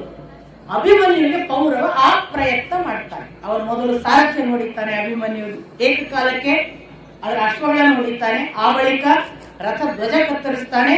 ರಥವಿಹೀನನಾಗಿ ಅಭಿಮನ್ಯು ಉಳಿಬೇಕು ಮಾಡಿದ. ಪೌರವ ಹಾಗೆ ಮಾಡಿದ ತಕ್ಷಣ ಈ ಅಭಿಮನ್ಯು ಗುರಾಣಿ ಮತ್ತು ಕತ್ತಿ ಹಿಡ್ಕೊಂಡು ನೆಲಕ್ಕೆ ಜಿಗಿತಾನೆ. ನೆಲಕ್ಕೆ ಜಿಗಿದಾಗ ಪೌರವ ನೆಲಕ್ಕೆ ಜಿಗಿಯಲ್ಲ. ಪೌರವ ಬಾಣಗಳ ಮಳೆಯನ್ನು ನೆಲಕ್ಕೆ ಇಳಿದಂತಹ ಈ ಅಭಿಮನ್ಯುವಿನ ಮೇಲೆ ಪ್ರಯೋಗ ಮಾಡ್ತಾನೆ. 16 ವರ್ಷದ ಹುಡುಗ ತನ್ನ ಗುರಾಣಿಯ ಮೂಲಕ ಅವನು ಏನೇನು ಪ್ರಯೋಗ ಮಾಡಿದ್ದಾನೆ ಅದನ್ನು ಒಂದೋ ಗುರಾಣಿ ಇಲ್ಲ ಕತ್ತಿಯ ಮೂಲಕ ಕಡಿತಾ ಕಡಿತಾ ಕತ್ತರಿಸ್ತಾ ಪೌರವನ ರಥದ ಹತ್ರ ಹೋಗ್ತಾ ಇದ್ದಾನೆ. ಪೌರವ ಇವನ ಹತ್ರ ಬರಬಾರ್ದು ಅನ್ನೋದು ಇವನ ಪ್ರಯತ್ನ. ಯುದ್ಧ ಎಲ್ಲಿ ಸಮೀಪ ಬಂದ ಹಾಗೆ ಕಣ್ಣು ಕಟ್ಟಿಸುವಷ್ಟು ಸ್ಪೀಡ್ ನೋಡಿ ಅಭಿಮನ್ಯು ಯಾವ ಸ್ಪೀಡ್ ಅಲ್ಲಿ ಹೋಗ್ತಾನೆ ಅಂತಂದ್ರೆ, ಈ ಯುದ್ಧದ ಅವನಿಗೆ ಬಹಳ ಸರಳ, ಇವನು ಮೇಲಿದ್ದಾನೆ ಬೇರೆ ಪೌರವ. ಅಭಿಮನ್ಯುವಿಗೆ ಕಷ್ಟ. ಆದ್ರೆ ಪೌರವ ಇಷ್ಟು ಸರಳ ಮತ್ತು ಎಲ್ಲಾ ಸುಸಜ್ಜಿತ ವ್ಯವಸ್ಥೆ ಇದ್ದಾಗಲೂ ಕೂಡ ಇವನು ಹೊಡೆಯುವ ಎಷ್ಟು ವೇಗ ಉಂಟು ಅದೆಲ್ಲವನ್ನು ದಾಟ್ಕೋತ ಅಭಿಮನ್ಯು ಯಾವ ಮಾಯೆ ಅಂತ ಗೊತ್ತಿಲ್ಲ, ಚಕ್ಕಂತ ಜಿಗಿದು ಪೌರವನ ರಥದಲ್ಲಿ ಕೂತಿರ್ತಾನೆ. ಕೂತ್ಕೊಳ್ಳೋದು ಮಾತ್ರ ಅಲ್ಲ, ಮುಂಡ ಹಿಡಿದು ಶಿರ ಹಿಡಿದು ಅವನ ಜುಟ್ಟು ಇವನ ಕೈಯಲ್ಲಿ, ರಥದಲ್ಲೇ ಕೂತಲ್ಲಿಯೇ ಅವನ ಅಸ್ತ್ರಶಸ್ತ್ರಗಳು ಯಾವುದು ಅದನ್ನು ಕೆಳಕ್ಕೆ ಕೆಡವಿ ಅವನನ್ನು ಆ ರಥದ ತಳದಲ್ಲಿ ಹಿಗ್ಗಾಮುಗ್ಗ ಎಳೆದಾಡ್ತಾನೆ ಅಭಿಮನ್ಯು. ಪೌರವನ ಹಿಗ್ಗಾಮುಗ್ಗ ಎಳೆದಾಡುವುದನ್ನು ನೋಡಿ ಆಚೆ ಕಡೆಯಿಂದ ಜಯದ್ರಥನಿಗೆ ಕೋಪ ಬರುತ್ತೆ. ಅವನು ತಕ್ಷಣ ಕತ್ತಿ ಗುರಾಣಿ ಹಿಡ್ಕೊಂಡು ತನ್ನ ರಥದಿಂದ ನೆಲಕ್ಕೆ ಜಿಮುಕ್ತಾನೆ. ಅವನು ಧುಮುಕಿದ್ದು ನೋಡಿದ ಕೂಡಲೇ ಅವನ ಜೊತೆಗೆ ಇವ ಪೌರವನ ಆಚೆಗೆ ಅಲ್ಲೇ ಬಿಟ್ಟು ತಾನು ರಥದಿಂದ ಕೆಳಗಿಳಿದು ರಥದ ಮುಂದೆ ನಿಂತು ಇವರಿಬ್ಬರು ಯುದ್ಧ ಪ್ರಾರಂಭ. ಜಯದ್ರಥ ಎಂಥ ಪವರ್ಫುಲ್ ನಿಮ್ಗೆ ಗೊತ್ತು. ಜಯದ್ರಥನ ಜೊತೆಗೆ ಇವನದ್ದು ಕತ್ತಿ ಗುರಾಣಿ, ಅವನದ್ದು ಕತ್ತಿ ಗುರಾಣಿ, ಇಬ್ಬರ ಯುದ್ಧ ಪರಸ್ಪರ ಎಷ್ಟು ಘಟಾನುಘಟಿಗಳ ಯುದ್ಧ ಅಂದ್ರೆ ಯಾವ ಖಡ್ಗದ ಏಟಿಗೂ ಇವನು ಬಿಡೋದಿಲ್ಲ. ಪರಸ್ಪರ ಇಬ್ರು ಬಲಿಷ್ಠ. ಒಂದು ಸಂದರ್ಭ ಬರುತ್ತೆ, ಅಭಿಮನ್ಯುವಿನ ಗುರಾಣಿಗೆ ತನ್ನ ಕತ್ತಿಯಿಂದ ಹೊಡೆದು ಗುರಾಣಿಯನ್ನ ಚೂರು ಮಾಡ್ಬೇಕು. ಆಗ ಒಂದು ಅರ್ಧ ಪ್ರೊಟೆಕ್ಷನ್ ಹೋದ ಹಾಗಲ್ಲ. ಇವರು ಇಡೀ ಗುರಾಣಿಯ ಮೂಲಕವೇ ತಮ್ಮ ದೇಹವನ್ನು ರಕ್ಷಿಸುವುದು ತಾನೆ. ಇವ ಏನ್ ಮಾಡ್ತಾನಂದ್ರೆ ಗುರಾಣಿಯನ್ನೇ ಪುಡಿ ಮಾಡ್ಬೇಕು ಅಂತ ಹೇಳಿ ತನ್ನ ಖಡ್ಗದಿಂದ ಜಯದ್ರಥ ಅವನ ಯಾವ ಗುರಾಣಿಗೆ ಅದಕ್ಕೆ ಏಟು ಹಾಕ್ತಾನೆ. ಅದು ಏನಾಗುತ್ತೆ ಅಂದ್ರೆ ಗುರಾಣಿ ಚಿನ್ನದ ತಗಡಿನದ್ದು ಅಂತ ಬರೀತಾರೆ. ಆ ಗುರಾಣಿಗೆ ಹೋಗಿ ಬಿದ್ದ ಖಡ್ಗ ಸಿಕ್ಕೊಂಡ್ಬಿಡುತ್ತೆ. ಖಡ್ಗ ಸಿಕ್ಕೊಂಡದ್ದನ್ನು ತೆಗಿಲಿಕ್ಕೆ ಹೋಗ ಮುರಿಯುತ್ತೆ. ಇವನಿಗೆ ಆಯುಧ ಇಲ್ಲ ಜಯದ್ರಥನಿಗೆ. ಅಭಿಮನ್ಯುವಿನ ಮುಂದೆ ಜಯದ್ರಥ ಸೋಲ್ತಾನೆ. ಈ ಖಡ್ಗ ಯಾವಾಗ ಮುರಿಯಿತು ನೋಡಿ, ಜಯದ್ರಥನಿಗೆ ಚೆನ್ನಾಗಿ ಗೊತ್ತು ಅಭಿಮನ್ಯು ಮುಂದೆ ನಿತ್ರ ಕಲಾಸ್ ಅಂತ. ನಿಮೇಷ ಮಾತ್ರದಲ್ಲಿ ಅಂತ ಬರೀತಾರೆ. ನಿಮೇಷ ಮಾತ್ರದಲ್ಲಿ ಹಿಂದಕ್ಕೆ ಜಿಗಿದು ತನ್ನ ರಥ ಎಲ್ಲಿ ಕೂತ್ಬಿಡ್ತಾನೆ ಜಯದ್ರಥ. ಇನ್ನೇನು ಕೈಯಾಗ ಸಾಯೋದು ಅಂತ. ಯಾವಾಗ ಜಯದ್ರಥ ಹೀಗಾದ ಶಲ್ಯನಿಗೆ ಅವಮಾನ ಅನ್ನಿಸ್ತು. ಶಲ್ಯ ಏನ್ ಮಾಡ್ತಾನೆ, ನಿಮಗೆ ನಾನು ಹೇಳಿದ್ದೆ ಮೂವರು ಬಹಳ ಧೀರ ಇದು ಗದಾಯುದ್ಧದವರು. ಒಂದು ಭೀಮ, ಇನ್ನೊಂದು ಶಲ್ಯ, ಬಿಟ್ರೆ ಕೀಚಕ ಅಂತ. ಈ ಮೂವರನ್ನು ಬಿಟ್ಟು ಗದಾಯುದ್ಧದಲ್ಲಿ ಯಾರು ಇರಲಿಲ್ಲ ಆ ಕಾಲಕ್ಕೆ ಅನ್ನುವ ಹೆಸರು ಅನ್ನೋದನ್ನ ನಾನು ನಿಮ್ಗೆ ಗಮನಕ್ಕೆ ತಂದಿದ್ದೆ. ಈ ಭೀಮ ಗದೆಯನ್ನ ಹಿಡ್ಕೊಂಡರೆ ಯಾವ ರೀತಿ ಎಲ್ಲರೂ ಹೆದರ್ಬೋದು, ಹಾಗೆ ಶಲ್ಯನಿಗೆ ಹೆದರುತ್ತಿದ್ದ ಕಾಲ. ಪುಟ್ಟ ಹುಡುಗ 16 ವರ್ಷದ ಹುಡುಗನಿಗೆ ಇದ್ದಕ್ಕಿದ್ದ ಹಾಗೆ ಶಲ್ಯ ಮಾಡುವುದೇನು ಅಂದ್ರೆ ಜಯದ್ರಥನನ್ನು ಸೋಲಿಸಿದ್ಯಾ ಅನ್ನುವ ಹಾಗೆ ಜಿಗಿದು ಗದೆ ಹಿಡಿದು ಹಾಕ್ತಾನೆ ನೆಲಕ್ಕೆ. ಗದೆ ಹಿಡಿದು ಹಾಕಿಕೊಳ್ಳಿ ಅಭಿಮನ್ಯು ಹಿಂದೆ ಸರಿಬೇಕಲ್ಲ, ಅವನೊಂದು ಗದೆ ಇಟ್ಕೊಂಡು ತಾನು ಜಿಗಿತಾನೆ. ಇವನು ಯಾವಾಗ ಅಭಿಮನ್ಯು ಶಲ್ಯನಿಗೆ ಗದೆ ಹಿಡಿದು ಮುಂದಕ್ಕೆ ಜಿಗಿದ ಭೀಮನಿಗೆ ಗೊತ್ತಾಗುತ್ತೆ. ಭೀಮ ತಕ್ಷಣ ತಾನು ಗದೆ ಹಿಡಿದು ಮುಂದಕ್ಕೆ ಬಂದು ಅಭಿಮನ್ಯುಗೆ ನೀನು ಹೋಗಬಾರ್ದು ಅಂತ ಸರಿಸ್ತಾನೆ. ನೀನು ಅಲ್ಲಿ ಅವನ ಜೊತೆಗೆ ಗದಾಯುದ್ಧ ಮಾಡುವುದಕ್ಕೆ ಸರಿಯಲ್ಲ ಅನ್ನುವುದನ್ನು ಸೂಚಿಸಿದ ಹಾಗೆ. ಅಭಿಮನ್ಯು ಸರಿದರೆ ಭೀಮ ಮತ್ತು ಶಲ್ಯರ ಬಹಳ ದೊಡ್ಡ ಗದಾಯುದ್ಧ. ಆ ಗದಾಯುದ್ಧದ ವರಸೆಗಳು, ಹೊಡೆತ ಕೊಟ್ಟಾಗ ಹೇಗಿತ್ತು, ಪರಸ್ಪರ ಒಬ್ಬೊಬ್ಬರ ಮೈಗೆ ಹಾಕಿದ ಪೆಟ್ಟಿಗೆ ಆದ ಗಾಯ, ಇಬ್ಬರ ಮೈಯಲ್ಲಿ ರಕ್ತ ಸುರಿಯುತ್ತಿದ್ರೂ ಹೊಡೆಯುವ ಯಾವ ಏಟಿನಲ್ಲೂ ಕೂಡ ಒಂದಿಷ್ಟು ಊನ ಇಲ್ಲ. ಅವನು ಇವನನ್ನು, ಇವನು ಅವನನ್ನು ಬಿಡಲ್ಲ ಅನ್ನುವ ಹಾಗೆ ಪರಸ್ಪರ ಗದಾಯುದ್ಧದ ಪರಾಕಾಷ್ಠೆಯ ಬಹಳ ಸುಂದರ ವಿವರಣೆಯನ್ನ ಆಗ ಸಂಜಯ ಕೊಡ್ತಾನೆ. ಇಬ್ರು ಹೊಡ್ಕೊಂಡ್ರು, ಯಾರು ಸೋಲಕ್ ಸಾಧ್ಯ ಇಲ್ಲ ಅನ್ನೋ ಹಾಗೆ ಎರಡು ಮದಗಜಗಳು ಯುದ್ಧ ಮಾಡಿದ್ರೆ ಅಥವಾ ಇಬ್ರು ಎರಡು ಸಿಂಹಗಳು ಕೂಡಿ ಹೋರಾಟ ಮಾಡಿದ್ರೆ ಹಾಗಿತ್ತು ಅಂತ. ಹೋರಾಟ ನಡೆದು ಇಬ್ಬರು ಒಂದು ಸಂದರ್ಭದಲ್ಲಿ ನೆಲಕ್ಕೆ ಬೀಳ್ತಾರೆ. ಕೈಯಲ್ಲಿರುವ ಗದೆ ಉಂಟು, ಅದಕ್ಕೆ ಬಿದ್ದಿದ್ದಾರೆ. ಬಿದ್ದಾಗ ಸ್ವಲ್ಪ ಸೂಚನೆ ಗೊತ್ತಾಗತ್ತೆ, ಶಲ್ಯ ಸೋತಿದ್ದ ಅಂತ. ಯಾಕೆ ಅಂದ್ರೆ ಸಂಜಯ ಹೇಳ್ತಾನೆ, ಬಿದ್ದ ಶಲ್ಯ ಪಟ್ಟಂತ ಏಳುವ ಸ್ಥಿತಿಯಲ್ಲಿ ಇರಲಿಲ್ಲ, ನಿಟ್ಟುಸಿರು ಬಿಡುತ್ತಿದ್ದ. ಅವನು ಸೋತದ್ದು ಗೊತ್ತಾಗುತ್ತಿತ್ತು. ತಕ್ಷಣ ಇದನ್ನು ಗಮನಿಸಿ ಕೌರವ ಸೇನೆಯವರು ರಥ ತಂದು ಅವನನ್ನು ಹತ್ತಿಸಿಕೊಂಡು ಕರ್ಕೊಂಡು ಶಲ್ಯ ಸೋತ. ಭೀಮಸೇನ ತಾನು ಯಥಾ ಪ್ರಕಾರ ಮತ್ತೆ ಗದೆ ಹಿಡಿದು ಮೇಲಕ್ಕೆ ಎದ್ದು ನಿಂತ. ಯಾವಾಗ ಶಲ್ಯ ಹಿಮ್ಮೆಟ್ಟಿದಲ್ಲ, ಜಯದ್ರಥ ಸೋತದ್ದನ್ನು ನೋಡಿದ್ದಾರೆ. ಕೌರವ ಸೇನೆ ಹಿಮ್ಮೆಟ್ಟಿ ಪ್ರಾರಂಭ ಮಾಡಿ ಇವರೆಲ್ಲ ಹಿಮ್ಮೆಟ್ಟಿದ್ದಾರೆ ಅಂತ ಗೊತ್ತಾದಾಗ ಕೂಗಿ ದ್ರೋಣಾಚಾರ್ಯರು ಕರೀತಾರೆ, ಹೋಗಬೇಡಿ ನಾನಿದ್ದೇನೆ, ಬನ್ನಿ ಬನ್ನಿ ಅಂತ. ದ್ರೋಣಾಚಾರ್ಯರಂತೂ ನಿರಂತರವಾಗಿ ಎದುರಿಗೆ ಬರೋನು ಯಾರಂತಲೇ ನೋಡಲ್ಲ. ನೀವು ಗಮನಿಸಿ, ಭೀಷ್ಮಾಚಾರ್ಯರಿಗೆ ಸಪೋರ್ಟ್ ಮಾಡಿ, ಅವ್ರ ಸುತ್ತ ಇರಿ, ಎಲ್ಲಾ ವೀರರು ಅವರ ರಕ್ಷಣೆ ಮಾಡಿ ಅಂತ ಹೇಳ್ತಿದ್ದ ದುರ್ಯೋಧನ. ಇಲ್ಲಿ ದ್ರೋಣಾಚಾರ್ಯರಿಗೆ ಅವಶ್ಯಕತೆಯೇ ಇಲ್ಲ. ಒಬ್ರು ನಿರರ್ಗಳವಾಗಿ ಯಾವ ಶಂಕೆ ಇಲ್ಲದೆ ಬೇಕಾದವನು ಬರಲಿ ಮುನ್ನುಗ್ಗುತ್ತಾರೆ. ಅವರು ಮುನ್ನುಗ್ಗಿದ ಹಾಗೆ ಮತ್ತೆ ಈ ಕಡೆಯಿಂದ ಕೌರವ ಸೇನೆ ಮುನ್ನುಗ್ಗುತ್ತೆ. ಭೀಮ ಒಬ್ಬನೇ ಆಗಿದ್ದಾನೆ ಅಂತ ಪುನಃ ಪಾಂಚಾಲರು ಬರ್ತಾರೆ. ಅದರಲ್ಲಿ ಸೇರಿಕೊಂಡು ಯಾವ ಕೇಕೆಯರು, ಕರುಷರು ಮತ್ತೆ ಪಾಂಡವರು, ಉಪ ಪಾಂಡವರು ಬಹಳ ಯುದ್ಧ ಮಾಡ್ತಾರೆ. ಉಪ ಪಾಂಡವರ ಯುದ್ಧ ಬಹಳ ಚೆನ್ನಾಗಿದೆ. ಅವರು ಎಲ್ಲ ಸೇರ್ತಾರೆ. ಇಷ್ಟಾಗುವಾಗ ಒಬ್ಬರಿಗೊಬ್ರು ಯುದ್ಧ ಯುದ್ಧ ಯುದ್ಧ ಈ ಪ್ರಮಾಣದ ಯುದ್ಧ ನಡೆಯುವಾಗ ಇಡೀ ದ್ರೋಣಾಚಾರ್ಯರ ಬೆನ್ನಿಗೆ ಕೌರವ ಸೇನೆಯು ತಾನು ಮುನ್ನುಗ್ಗುತ್ತೆ, ಪಾಂಡವರ ಸೇನೆಯು ಮುನ್ನುಗ್ಗುತ್ತೆ. ಅವರು ಒಬ್ಬೊಬ್ಬರನ್ನೇ ಹೊಡ್ಕೊಂಡು ಅಡ್ಡ ಬಂದದ್ದು ಯಾರು ಅಂತಂದ್ರೆ ಬಹಳ ಪ್ರಮುಖವಾಗಿ ಕರ್ಣನ ಮಗ ವೃಷಸೇನ ಬಂದು ಇವರೊಟ್ಟಿಗೆ ಯುದ್ಧ ಮಾಡ್ತಾನೆ. ಯಾವಾಗ ಅಭಿಮನ್ಯುವಿನ ಮುಂದೆ ಶಲ್ಯ ಸೋತಾನ ಅಂತ ಹೊತ್ತಿನಲ್ಲಿ ವೃಷಸೇನ ಯುದ್ಧ ಮಾಡ್ತಾನೆ. ಆದ್ರೆ ನಾವೇನ್ ಕಮ್ಮಿ ಅಂತ ಉಪ ಪಾಂಡವರು ಸೇರ್ಕೊಳ್ತಾರೆ ಅಭಿಮನ್ಯುವಿಗೆ ಸಾಥ್ ಕೊಟ್ಟು. ಉಪ ಪಾಂಡವರು ಅಂತಲೇ ನಾನು ಬಹಳ ಬಾರಿ ಹೇಳ್ತಾ ಇದ್ದೇನೆ.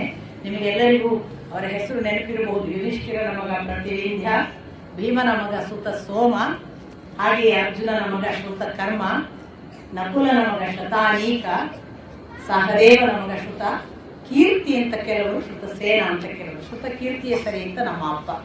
ಈ 5 ಜನ ಇವರು ಯುದ್ಧಕ್ಕೆ ಮುನ್ನುಗ್ತಾರೆ. ವೃಷಸೇನನ ಜೊತೆಗೆ ಒಂದು ಬಹಳ ಉಪ ಪಾಂಡವರ ಯುದ್ಧ. ಆ ಹೊತ್ತಿಗೆ ಇನ್ನೇನು ಎಲ್ಲಾ ವೀರರನ್ನು ತ್ರಿಗರ್ತ ಮೊದಲಾದ ಈ ಕಡೆಯಿಂದ ಕೌರವ ಸೇನೆ, ಆ ಕಡೆಯಿಂದ ಪಾಂಡವ ಸೇನೆ, ಅವರಿಗೆ ಪಾಂಚಾಲ, ಕೇಕೆಯ, ಕರುಷ ಮೊದಲಾದವರ, ಶಿಖಂಡಿ ಮೊದಲಾದವರೆಲ್ಲ, ದೃಪದ, ವಿರಾಟ, ಮತ್ಸ್ಯರು ಅಂತ ವಿರಾಟನ ಒಟ್ಟು ಸೇನೆಗೆ ಮತ್ಸ್ಯರು ಅಂತ ಹೆಸರು. ಇವರೆಲ್ಲರೂ ಬಂದು ಪರಸ್ಪರ ಮುಖಾಮುಖಿ ಆದ್ರೆ ಎಲ್ಲಾನು ಸರಿಸ್ತಾ ಸರಿಸ್ತಾ ಸರಿಸ್ತಾ ಯುಧಿಷ್ಠಿರನ ಎದುರಿಗೆ ಬಂದು ಬಿಡ್ತಾರೆ. ಯುಧಿಷ್ಠಿರನಿಗೆ ದ್ರೋಣಾಚಾರ್ಯರಿಗೆ ನಡುವೆ ಯಾರು ಇಲ್ಲ. ಜನ ಕೂಗಿಕೊಳ್ತಾರೆ, ಧರ್ಮರಾಜ ಸಿಕ್ಕಿಬಿದ್ದ, ಅವನಿನ್ನು ಸತ್ತ ಹಾಗೆ, ಇನ್ನು ಧರ್ಮರಾಜ ಇಲ್ಲ ಅಂತ ಪಾಂಡವ ಸೇನೆಯಲ್ಲಿ ಕೂಗು. ದ್ರೋಣಾಚಾರ್ಯರು, ಇಂದು ನಾನು ಧರ್ಮರಾಜನನ್ನು ಬಂಧಿಸಿ ದುರ್ಯೋಧನನನ್ನು ಸಂತುಷ್ಟಗೊಳಿಸುತ್ತೇನೆ ಅಂತ ಅವರು ತನ್ನಷ್ಟಕ್ಕೆ ಹೇಳ್ತಾರೆ. ಇತ್ತು ಅಯ್ಯೋ ಧರ್ಮರಾಜ ಸಿಕ್ಕ, ಧರ್ಮರಾಜ ಇನ್ನಿಲ್ಲ, ಈ ಕೂಗು ಧರ್ಮರಾಜ ಸಿಕ್ಕಿಬಿದ್ದ ಅನ್ನೋ ಆ ಕಡೆಯ ಸಂತೋಷದ ಕೇಕೆ ಎಲ್ಲ ಜೋರು ಕೇಳುವಾಗ ಕ್ಷಣ ಮಾತ್ರದಲ್ಲಿ ಎಲ್ಲಿದ್ದ ಗೊತ್ತಿಲ್ಲ ಅರ್ಜುನ ಬಂದು ನಿಂತು ಬಿಡ್ತಾನೆ. ದ್ರೋಣಾಚಾರ್ಯರಿಗೆ ಮತ್ತೆ ಅರ್ಜುನನನ್ನ ಹೊಡೆದು ಅವನು ಬಿಟ್ಟ ಮೇಲೆ ಯುಧಿಷ್ಠಿರನ್ನು ಹಿಡಿಬೇಕು, ಆ ತರದ ಪರಿಸ್ಥಿತಿ ನಿರ್ಮಾಣ ಆಗುತ್ತೆ. ಇಬ್ಬರು ಘನಘೋರ ಯುದ್ಧ ಮಾಡ್ತಾರೆ.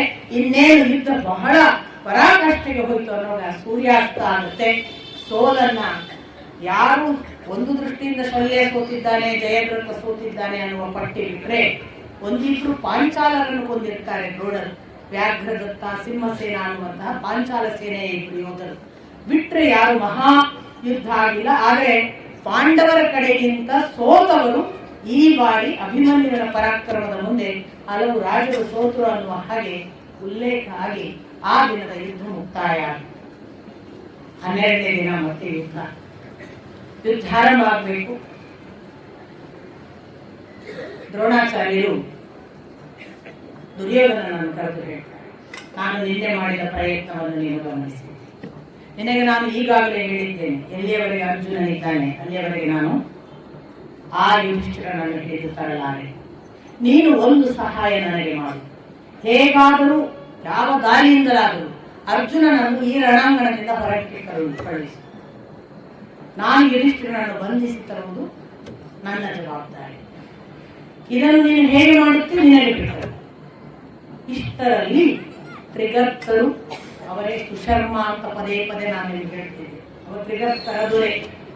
ಈ ಸುಶರ್ಮ ಅನ್ನುವರು ಇನ್ನೊಂದು ಹೆಸರು ಸತ್ಯರಥ ಅಂತ. ಅವರು 5 ಜನ ಸಹೋದರರು, ಸತ್ಯಕರ್ಮ, ಸತ್ಯವರ್ಮ, ಸತ್ಯೇಶು, ಸತ್ಯರಥ ಮತ್ತು ಇನ್ನೊಬ್ಬ ಸತ್ಯವ್ರತ. ಹೀಗೆ 5 ಜನ ಅವರು ಸಹೋದರರು. ಈ 5 ಜನ ಸಹೋದರರಿಗೆ ಈ ಮೊದಲಿನಿಂದ ಏನೋ ಒಂದು ಅರ್ಜುನನ ಜೊತೆಗೆ ಅವಮಾನ ಆದ ಹಾಗೆ ಕಾಣ್ತದೆ. ಈ 10 ದಿನದಲ್ಲೂ ಸಾಕಷ್ಟು ತ್ರಿಗರ್ತರ ಜೊತೆಗೆ ಅರ್ಜುನ ಯುದ್ಧ ಮಾಡಿದ ಉಲ್ಲೇಖಗಳಿವೆ. ನಾನು ನಿಮಗೆ ಪರ್ಟಿಕ್ಯುಲರ್ ಆಗಿ ಹೇಳದೇ ಇರ್ಬೋದು, ಬಟ್ ಪಾಂಡವ ಸೇನೆ ಕೌರವ ಸೇನೆ ಮುಖಾಮುಖಿ ಆದಾಗೆಲ್ಲ ಬಹಳ ಬಾರಿ ಅರ್ಜುನ ಹೊಡೆದಾಡಿದ್ದು ಈ ಸುಶರ್ಮನ ಸೇನೆ ಜೊತೆ. ಮತ್ತು ಆಗೆಲ್ಲ ಬಹುಶಃ ಅವರು ಹೀನಾಯ ಸೋಲು ಅನುಭವಿಸಿ ಹಿಂದೆ ಹೋಗಿದ್ದಾರೆ. ಏನ್ ಮಾಡ್ತಾನೆ, ಈ ಮಾತುಕತೆ ನಡೆಯುವಾಗ ಸುಶರ್ಮ ಅಥವಾ ಸತ್ಯರಥ ತ್ರಿಗರ್ತರ ಪರವಾಗಿ ಬಂದು ದುರ್ಯೋಧನನ ಮುಂದೆ ನಿಂತು ಹೇಳ್ತಾನೆ, ನಮ್ಮನ್ನು ಅರ್ಜುನ ನಿರಂತರವಾಗಿ ಅವಮಾನಿಸುತ್ತಿದ್ದಾನೆ. ಅವನ ಅವಮಾನವನ್ನು ಸಹಿಸಿ ಸಹಿಸಿ ನಮಗೆ ಸಾಕಾಗಿದೆ. ಈಗ ನಮಗೆ ಒಂದು ಒಳ್ಳೆಯ ಅವಕಾಶ. ಅವನಿಗೆ ನಮಗೆ ಕಣ್ಣಿಗೆ ಎದುರಾಗಿದ್ದಾನೆ. ನಾವು ಈಗ ಅವನನ್ನ ಕೊಂದು ಮುಗಿಸಬೇಕು, ಇಲ್ಲ ನಾವು ಸೋಲಬೇಕು, ಎರಡೇ ದಾರಿ. ಅಂಥದೊಂದು ಅವಕಾಶ ಈಗ ನಮಗೆ ಕೊಡು. ನಾವು ಅವನನ್ನು ಈ ರಣಾಂಗಣದಿಂದ ಆಚೆಗೆ ಯುದ್ಧಕ್ಕೆ ಕರೆಯುತ್ತೇವೆ. ಹಾಗೆ ಕರೆದಾಗ ನಮ್ಮ ಪ್ರತಿಜ್ಞೆ ಏನು ಅಂದ್ರೆ, ನಾವು ಸೋತು ಹೋಗುವವರೆಗೆ ಅವನನ್ನು ಬಿಡಲ್ಲ. ನಾವು 10,000 ಜನ ಇದೆ, ಸೊ ಅಷ್ಟು ಸಮಯ ನಿಮಗೆ ಅವ ಹೊರಗಿರ್ತಾನೆ. ಒಂದು ವೇಳೆ ನಾವು ಸೋಲಿಲ್ಲ, ಅವ ನಮ್ಮನ್ನು ಗೆಲ್ಲಬೇಕು, ನಮ್ಮನ್ನು ಗೆದ್ದು ತಾನು ಗೆದ್ದೇ ಬರಬೇಕು. ನಾವು ಸೋಲದೆ ಅವನು ಹೊರಗೆ ಬಂದ ಅಂದ್ರೆ ಅವ ಪರಾಜಿತನಾದ ಹಾಗೆ. ಹಾಗಾಗಿ ಅವನು ಪರಾಜಿತನಾಗುವುದಿಲ್ಲ. ಎಂದೂ ಜೀವನದಲ್ಲಿ ಯಾರ ಮುಂದೆಯೂ ಸೋತ ಜ್ಞಾಪಕವಿಲ್ಲ ಅಂದವನು. ಹಾಗಾಗಿ ಅವನೇನು ಅರ್ಧ ಯುದ್ಧ ಬಿಟ್ಟು ಬರಲ್ಲ, ಅವನು ಪೂರ್ತಿ ಯುದ್ಧ ಮಾಡಿ ನಮ್ಮನ್ನು ದಾಟುವವರೆಗೆ ನಾವು ಬಿಡಲ್ಲ. ಎರಡೇ ದಾರಿ, ಒಂದು ನಾವು ಸಾಯುವುದು, ಇಲ್ಲ ಅವನು ಸಾಯುವುದು. ಇದು ತೀರ್ಮಾನ ಅಂತ ಪ್ರತಿಜ್ಞೆ ಅಂತಾರೆ. ಈ ಪ್ರತಿಜ್ಞೆಗೆ ಅವರು ಮುಂದೆ ಏನು ಹೇಳ್ತಾರೆ ಅಂದ್ರೆ, ನಮ್ಮ ಪ್ರತಿಜ್ಞೆಯನ್ನು ನಾವು ನಡೆಸದೇ ಇದ್ದರೆ ಯಾವ ಯಾವ ಕೆಟ್ಟ ಕೆಲಸ ಮಾಡಿದ 5 ಕೆಟ್ಟ ಕೆಲಸಗಳನ್ನೆಲ್ಲ ಉಲ್ಲೇಖ ಮಾಡ್ತಾರೆ. ಗುರು ಪತ್ನಿಯ ಜೊತೆಗೆ ಸಂಬಂಧ, ತಾಯಿಯನ್ನ ಕೆಟ್ಟ ಸಂಬಂಧದಿಂದ ನೋಡಿ, ಈ ತರದ 5 ತಪ್ಪುಗಳು ಮಾಡಿದರೆ ಯಾವ ಘೋರ ನರಕ ಪ್ರಾಪ್ತಿ ಆಗ್ತಲ್ಲ ಅದು ನಮಗೆ ಪ್ರಾಪ್ತಿ ಆಗಬೇಕು. ನಾವು ಆ ನರಕ ಪಡೀಲಿಕ್ಕೆ ಸಿದ್ಧ. ನಮ್ಮ ಪ್ರತಿಜ್ಞೆ ಸುಳ್ಳಾಗ ಅಂದ್ರೆ ನಾವು ಪ್ರತಿಜ್ಞೆಯಲ್ಲಿ ಸೋಲಲ್ಲ, ನಾವು ನರಕ ಪಡೆಯಲ್ಲ ಅಂತ. ಮತ್ತು ಪ್ರತಿಜ್ಞೆಯನ್ನು ನಾವು ಸತ್ಯ ಮಾಡಿದರೆ ನಮಗೆ ಒಂದು ಗೆಲುವು, ಇಲ್ಲ ಸ್ವರ್ಗ. ಇದು ಎರಡೇ ನಮಗೆ ಆಯ್ಕೆ.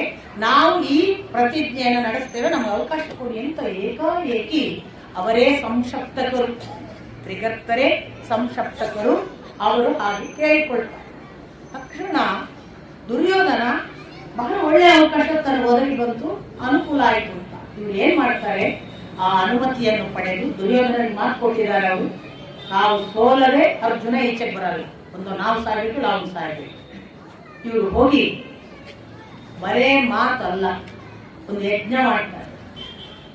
ಮೌಂಜಿ ಕಟ್ಕೊಂಡು ದರ್ಭೆ ಆಸನದಲ್ಲಿ, ಆ ಬಳಿಕ ಗೋಬ್ರಾಹ್ಮಣ ಎಲ್ಲ ದಾನ ಮಾಡಿ, ಬ್ರಾಹ್ಮಣರಿಗೆ ಸ್ವರ್ಣದ ದಾನಗಳನ್ನು ಮಾಡಿ, ಒಳ್ಳೆಯ ಯಜ್ಞ ಪುರುಷನ ಮುಂದೆ, ಅಗ್ನಿಯ ಮುಂದೆ ಅಗ್ನಿ ಸಾಕ್ಷಿಯಾಗಿ ಶಪಥ ಮಾಡ್ತಾರೆ, ನಾವು ಇವತ್ತು ಅರ್ಜುನನನ್ನ ಸೋಲಿಸುವುದು ಅಥವಾ ಸಾಯುವುದು ಎರಡೇ ನಿಶ್ಚಿತ ಅಂತ ಪ್ರತಿಜ್ಞೆಯನ್ನು ಮತ್ತೆ ಅಗ್ನಿಯ ಮುಂದೆ ಮಾಡಿ ಸಂಶಪ್ತಕರು 12ನೇ ದಿನ ಯುದ್ಧ ಆರಂಭ ಆಗುವಾಗ ದ್ರೋಣಾಚಾರ್ಯರು ಯುದ್ಧ ಆರಂಭ ಮಾಡ್ತಾರೆ. ಎದುರಿಗೆ ದ್ರೋಣಾಚಾರ್ಯರಿಗೆ ಪ್ರಥಮದಲ್ಲೇ ದೃಷ್ಟದ್ಯುಮ್ನ ನಿಂತು ಬಿಡ್ತಾನೆ. ಅದೇ ಅವರಿಗೆ ಒಂದು ತರದ ಮನಸ್ಸು ಖಿನ್ನ ಮಾಡ್ತದೆ, ಹೋಗಿ ಹೋಗಿ ಇವನೇ ನಿಂತಲ್ಲ ಅಂತ. ಆದರೆ ಅವರನ್ನು ದುರ್ಮುಖ ಅನ್ನುವ ಧೃತರಾಷ್ಟ್ರ ಪುತ್ರ ತಾನು ಮುಂದೆ ಹೋಗಿ ದೃಷ್ಟದ್ಯುಮ್ನನ್ನು ಸರಿಸಿದ ಬಳಿಕ ದ್ರೋಣರ ಮುಂದೆ ವಿರಾಟ ಹೀಗೆ ಒಬ್ಬೊಬ್ಬರ ಜೊತೆಗೆ ಯುದ್ಧ ಮುಂದುವರಿಸಿಕೊಂಡು ಅವರು ಇನ್ನು ಇಡೀ ಪಾಂಡವ ಸೇನೆಯ ಯಾರ್ಯಾರಿದ್ದಾರೆ ಒಬ್ಬೊಬ್ಬರನ್ನೇ ಜಯಿಸಿಕೊಂಡು ಯುಧಿಷ್ಠರನನ್ನು ಹುಡುಕ್ತಿದ್ದಾರೆ. ಈಗ ಟಾರ್ಗೆಟ್ ಮತ್ತೆ ಯುಧಿಷ್ಠಿರ, 2ನೇ ದಿನದ ಯುದ್ಧ. ಈಗ ಯುಧಿಷ್ಠಿರನಿಗೆ ಗೊತ್ತು, ತಾನು ಯುದ್ಧದಲ್ಲಿ ಗೆಲ್ಲಬೇಕಾದ್ರೆ ಅಥವಾ ಬಂಧಿತನಾಗದೇ ಇರಬೇಕಾದ್ರೆ ಅರ್ಜುನ ಬೇಕು. 12ನೇ ದಿನದ ಯುದ್ಧ ಹೀಗೆ ಆರಂಭ ಆಗುವ ಪೂರ್ವದಲ್ಲಿ ಮಾತುಕತೆ ಏನಾಯಿತು ಅನ್ನೋದನ್ನ ಇಷ್ಟಾಗುವಾಗ ಹೇಳ್ತಾರೆ. ಸಂಜಯ ಹೇಳ್ತಾನೆ, ಇಲ್ಲ, ಯುಧಿಷ್ಠಿರನ ಹತ್ರ ಬಂದು ಅರ್ಜುನ ಹೇಳ್ತಾನೆ, ಒಂದೇ ಸಮನೆ ಸಂಶಪ್ತಕರು ನನ್ನನ್ನು ಯುದ್ಧಕ್ಕೆ ಆಹ್ವಾನಿಸುತ್ತಿದ್ದಾರೆ. ನನಗೆ ಅವರ ನಿರಂತರ ಆಹ್ವಾನ ಒಂದು ತರದ ಅಸಹನೆಯನ್ನು ಬೆಳೆಸುತ್ತಿದೆ. ನಾನು ಇಲ್ಲ ಎನ್ನುವ ಸ್ಥಿತಿಯಲ್ಲಿಲ್ಲ, ನಾನೀಗ ಅವರ ಜೊತೆಗೆ ಹೋಗಬೇಕು, ನೀನು ಅನುಮತಿಸಿದರೆ ಹೋಗ್ತೇನೆ ಅಂತಾನೆ. ಯುಧಿಷ್ಠಿರ ಕೂಡಲೇ ಹೇಳ್ತಾನೆ, ನಿನಗೆ ದ್ರೋಣ ಪ್ರತಿಜ್ಞೆ ಗೊತ್ತು, ನೀನಿಲ್ಲದಿದ್ದರೆ ಆಗುವ ಪರಿಣಾಮವೂ ಗೊತ್ತು. ಇದರ ಹಿಂದೆ ದ್ರೋಣರ ಕುಯುಕ್ತಿಯನ್ನು ಕುಟಿಲತೆಯನ್ನು ನೀನು ಅರ್ಥ ಮಾಡಿಕೊಳ್ಳಬೇಕು, ಯೋಚಿಸು ಅಂತ ಹೇಳ್ತಾನೆ. ಇವನು ಏನ್ ಭರವಸೆ ಕೊಡ್ತಾನೆ ಯುಧಿಷ್ಠಿರನಿಗೆ ಅರ್ಜುನ ಅಂದ್ರೆ, ಅಣ್ಣ, ಪಾಂಚ ಪಾಂಚಾಲರ ಸತ್ಯಜಿತ ನಿನ್ನ ಜೊತೆಗೆ ಇರ್ತಾನೆ. ಸತ್ಯಜಿತ ಇರುವವರೆಗೆ ನಿನ್ನನ್ನು ದ್ರೋಣಾಚಾರ್ಯರು ಹುಟ್ಟಲಿಕ್ಕೆ ಸಾಧ್ಯವಿಲ್ಲ. ನೀನು ಯಾವ ಚಿಂತೆ ಇಲ್ಲದೆ ಸತ್ಯಜಿತನ ಜೊತೆಗೆ ಇದ್ದು ಯುದ್ಧ ಮಾಡು. ಎರಡನೇ ಮಾತು ಹೇಳ್ತಾನೆ, ಒಂದು ವೇಳೆ ಸತ್ಯಜಿತನನ್ನು ದ್ರೋಣಾಚಾರ್ಯರು ಕೊಂದರೆ ನೀನು ಖಂಡಿತಕ್ಕೂ ನಿಲ್ಲಬೇಡ, ಬೆನ್ನು ಹಾಕಿ ಪಲಾಯನ ಮಾಡು. ಅಷ್ಟರೊಳಗೆ ನಾನು ಸಂಶಪ್ತಕರನ್ನು ಕೊಂದು ಬರುತ್ತೇನೆ. ಯುಧಿಷ್ಠಿರನ ಮಾತನ್ನು ಕೇಳಿ ಯುಧಿಷ್ಠಿರ ಹೇಳ್ತಾನೆ, ಆಗಲಿ, ನಿನ್ನ ಇಚ್ಛೆಯಂತೆ ನೀನು ಸಂಶಪ್ತಕರ ಜೊತೆಗೆ ಯುದ್ಧ ಮಾಡು, ನಾನು ಸತ್ಯಜಿತನ ಜೊತೆಗೆ ಇದನ್ನ ಎದುರಿಸ್ತೇನೆ ಅಂತ ಹೇಳಿ ಅರ್ಜುನನನ್ನು ಗಾಢವಾಗಿ ಆಲಿಂಗಿಸಿ ನೆತ್ತಿಯನ್ನು ಆಘ್ರಾಣಿಸಿ ಅವನ ಮುಖವನ್ನ ಕಣ್ತುಂಬ ಮಂಗಲಮಯವಾಗಿ ನೋಡಿ ಆಶೀರ್ವದಿಸಿ ಕಳಿಸ್ತಾನೆ. ಇವರೆಲ್ಲರ ಭಾಷೆಯಲ್ಲಿ ಬಹಳ ಪ್ರಮುಖವಾದ ಸಂದೇಶಗಳೆಲ್ಲ ಇವೆ. ಒಂದು ಆಲಿಂಗನ, ಎರಡನೇದು ನೆತ್ತಿಯನ್ನು ಆಘ್ರಾಣಿಸುವುದು. ನಮ್ಮಲ್ಲಿ ಬಹಳ ಬಾರಿ ಈ ರಾಜ ಪರಂಪರೆಗಳೆಲ್ಲ ಬರುತ್ತೆ. ಮುತ್ತು ಕೊಟ್ಟದ್ದು ಅಂತ ಹೇಳಲ್ಲ, ನೆತ್ತಿ ಆಘ್ರಾಣಿಸುವುದು. ಇದರ ಹಿಂದೆ ಜೀವ ಸಂಬಂಧವನ್ನು ಕನೆಕ್ಟ್ ಮಾಡುವ ಒಂದು ಪರಿಸ್ಥಿತಿಯಾಗಿದೆ. ನೆತ್ತಿಯಲ್ಲಿ ನಮ್ಮ ಜೀವ, ಆಕ್ಚುಲಿ ಜೀವಕ್ಕೆ ಪ್ರವೇಶ ಆಗುವುದು ಇಲ್ಲಿಂದ, ನಮ್ಮ ಜೀವ ಪ್ರವೇಶ ಆಗುವುದು ಇಲ್ಲಿಂದ. ಅದಕ್ಕೆ ನಮ್ಮ ನೆತ್ತಿ ಎಷ್ಟೋ ಸಮಯ ಕೂಡಿರುವುದಿಲ್ಲ ನೋಡಿ. ಮಗು ಇರುವಾಗ ಆ ಭಾಗ ಬಹಳ ಮೃದು, ಆಮೇಲೆ ಅದು ಗಟ್ಟಿಯಾಗುತ್ತೆ. ಆ ನೆತ್ತಿಯನ್ನು ಮೂಸುವುದು ಅಂದ್ರೆ ಜೀವಸ್ಪಂದನದ ಕನೆಕ್ಟಿವಿಟಿಯನ್ನ ಅನುಭವಿಸುವ ಒಂದು ಭಾಗ. ಅದನ್ನ ಮಾಡ್ತಾನೆ. ಏನೇನೋ ಕನೆಕ್ಟಿವಿಟಿ, ಒಂದು ಏನೋ ಆಗ್ಲಿಕ್ಕಿದೆ, ಆ ಸೂಚನೆ ಎಲ್ಲ ಯುಧಿಷ್ಠಿರನಿಗೆ ಗೊತ್ತಿದ್ದ ಹಾಗೆ ಕಾಣ್ತದೆ. ಮತ್ತೆ ಕಣ್ಣುಗಳಿಂದ ಮಂಗಳಮಯ ದೃಷ್ಟಿಯನ್ನು ಬೀರಿ ನೋಡಿ. 2 ಸಾರಿ ಬರುತ್ತೆ ಭೀಷ್ಮರ ವಿಷಯದಲ್ಲಿ. ಒಂದು, ಭೀಷ್ಮರು ಸತ್ತ ಮೇಲೆ, ನಿಮಗೆ ನಾನು ಮೊದಲೊಂದು ಹೇಳಿದೆ, ಶ್ರುತಾಯುಷನೊಟ್ಟಿಗೆ ಕೋಪದಿಂದ ಯುದ್ಧ ಮಾಡುವಾಗ ಯುಧಿಷ್ಠಿರ ನೀನು ಕೋಪಿಸಿಕೊಳ್ಳಬೇಡ, ಶಾಂತನಾಗುವಂತ ಸುತ್ತ ಇದ್ದ ಋಷಿಮುನಿಗಳು ದೇವತೆಗಳು ಕೂಗಿಕೊಂಡ್ರು ಅಂತ. ಇನ್ನೊಂದು ಮಾತು ಬರುತ್ತೆ, ಕೃಷ್ಣ ಹೇಳ್ತಾನೆ, ಅವನು ಬೇಸರ ಮಾಡ್ತಾನಲ್ಲ, ಈ ಭೀಷ್ಮಾಚಾರ್ಯರು ಇರುವವರೆಗೆ ನಮ್ಮನ್ನು ಯಾರು ಗೆಲ್ಲಕ್ಕೆ ಸಾಧ್ಯ ಇಲ್ಲ, ನಾವು ಅಥವಾ ನಮ್ಮನ್ನು ನಾವು ಸೋಲುವುದು ಗ್ಯಾರಂಟಿ, ನಾವು ಯಾವ ಕಾಲಕ್ಕೂ ಸಾವು ಮತ್ತು ಅಂತ್ಯವನ್ನೇ ನೋಡುವುದೇನ ಅಂತ. ಅದು ಕೃಷ್ಣ ನಿಮಗೆ ನಾನು ಹೇಳಿದೆ, ನೀನು ಹೂ ಅಂದ್ರೆ ನಾನು ಕೊಲ್ತೇನೆ ಭೀಷ್ಮಾಚಾರ್ಯರನ್ನು. ಅವನು ಮಾತು ಹೇಳ್ತಾನೆ ಕೃಷ್ಣ, ನೀನು ಅನುಮತಿ ಕೊಟ್ಟರೆ ನಾನು ಮಿಥ್ಯಾವಾದಿ ಅನಿಸಿದ್ರು ತೊಂದರೆ ಇಲ್ಲ, ನಾನು ಯುದ್ಧ ಮಾಡ್ತೇನೆ. ಆದ್ರೆ ನೀನು ಕೋಪಿಸಿಕೊಂಡು ದೃಷ್ಟಿಯಿಂದ ನೋಡಿದರೆ ನೀನೇ ಎಲ್ಲರನ್ನು ಸುಟ್ಟು ಹಾಕಬಹುದು ಅನ್ನೋ ಮಾತು ಕೂಡ ಕೃಷ್ಣ ಹೇಳಿ. ಯುಧಿಷ್ಠಿರನ ದೃಷ್ಟಿಗೆ ಆ ಮಟ್ಟದ ಪರಿಣಾಮ ಇತ್ತು ಅಂತ ಕೃಷ್ಣನ ಮಾತಿನಲ್ಲೂ ಗೊತ್ತಾಗುತ್ತೆ. ಶ್ರುತಾಯುಷನ ಯುದ್ಧದಲ್ಲಿ ದೇವತೆಗಳು ಋಷಿಮುನಿಗಳು ಹೇಳಿದ್ದು ಮಾತು ಕೇಳಿದಾಗಲೂ ಗೊತ್ತಾಗುತ್ತೆ. ಯುಧಿಷ್ಠಿರನ ಕೋಪಕ್ಕೆ ಏನೋ ಸುಡುವ ಶಕ್ತಿ ಇದೆ. ಹಾಗೆಯೇ ಅವನೇನಾದರೂ ಮಂಗಲಕಾರಕವಾಗಿ ದೃಷ್ಟಿಯನ್ನು ಬೀರಿದ್ರೆ ಅದು ಬಲಿಷ್ಠ ಮಂಗಲವನ್ನು ಮಾಡಬಹುದು ಅಂತ. ಇನ್ನೊಂದು ಸಂದರ್ಭ ಬರುತ್ತೆ, ಭೀಷ್ಮಾಚಾರ್ಯರು ಶರಶಯ್ಯೆಯಲ್ಲಿ ಬಿದ್ದ ನಂತರ ಕೃಷ್ಣ ಪುನಃ ಹೇಳ್ತಾರೆ ಯುಧಿಷ್ಠಿರನಿಗೆ, ಇದೆಲ್ಲ ನಿನ್ನ ನೋಟದಿಂದ ಸಾಧ್ಯವಾಯಿತು ಅಂತ. ನೋಡಿ, ಮತ್ತೆ ನೀನು ಹಾಗೊಂದು ಕಣ್ಣಿಟ್ಟಿದ್ದಿ, ಇವ್ರು ಹೋಗ್ಬೇಕು, ಇವ್ರು ಸಾಯ್ಬೇಕು ಅಂತ, ಅದಕ್ಕಾಗಿದೆ. ಯುಧಿಷ್ಠಿರ ಉತ್ತರ ಕೊಡ್ತಾನೆ, ಕೃಷ್ಣ ಎಲ್ಲವನ್ನೂ ನೀನು ಮಾಡಿ ನನಗೆ ಹೇಳು, ನನ್ನ ಹೆಸರು ಹೇಳು. ಅಲ್ಲಿ ನೋಡಿ, ಇಬ್ರು ಒಬ್ಬರನ್ನೊಬ್ರು ಕಾಂಪ್ಲಿಮೆಂಟ್ ಮಾಡೋದು, ನೀನೇ ಕಾರಣ, ನಾನಲ್ಲ.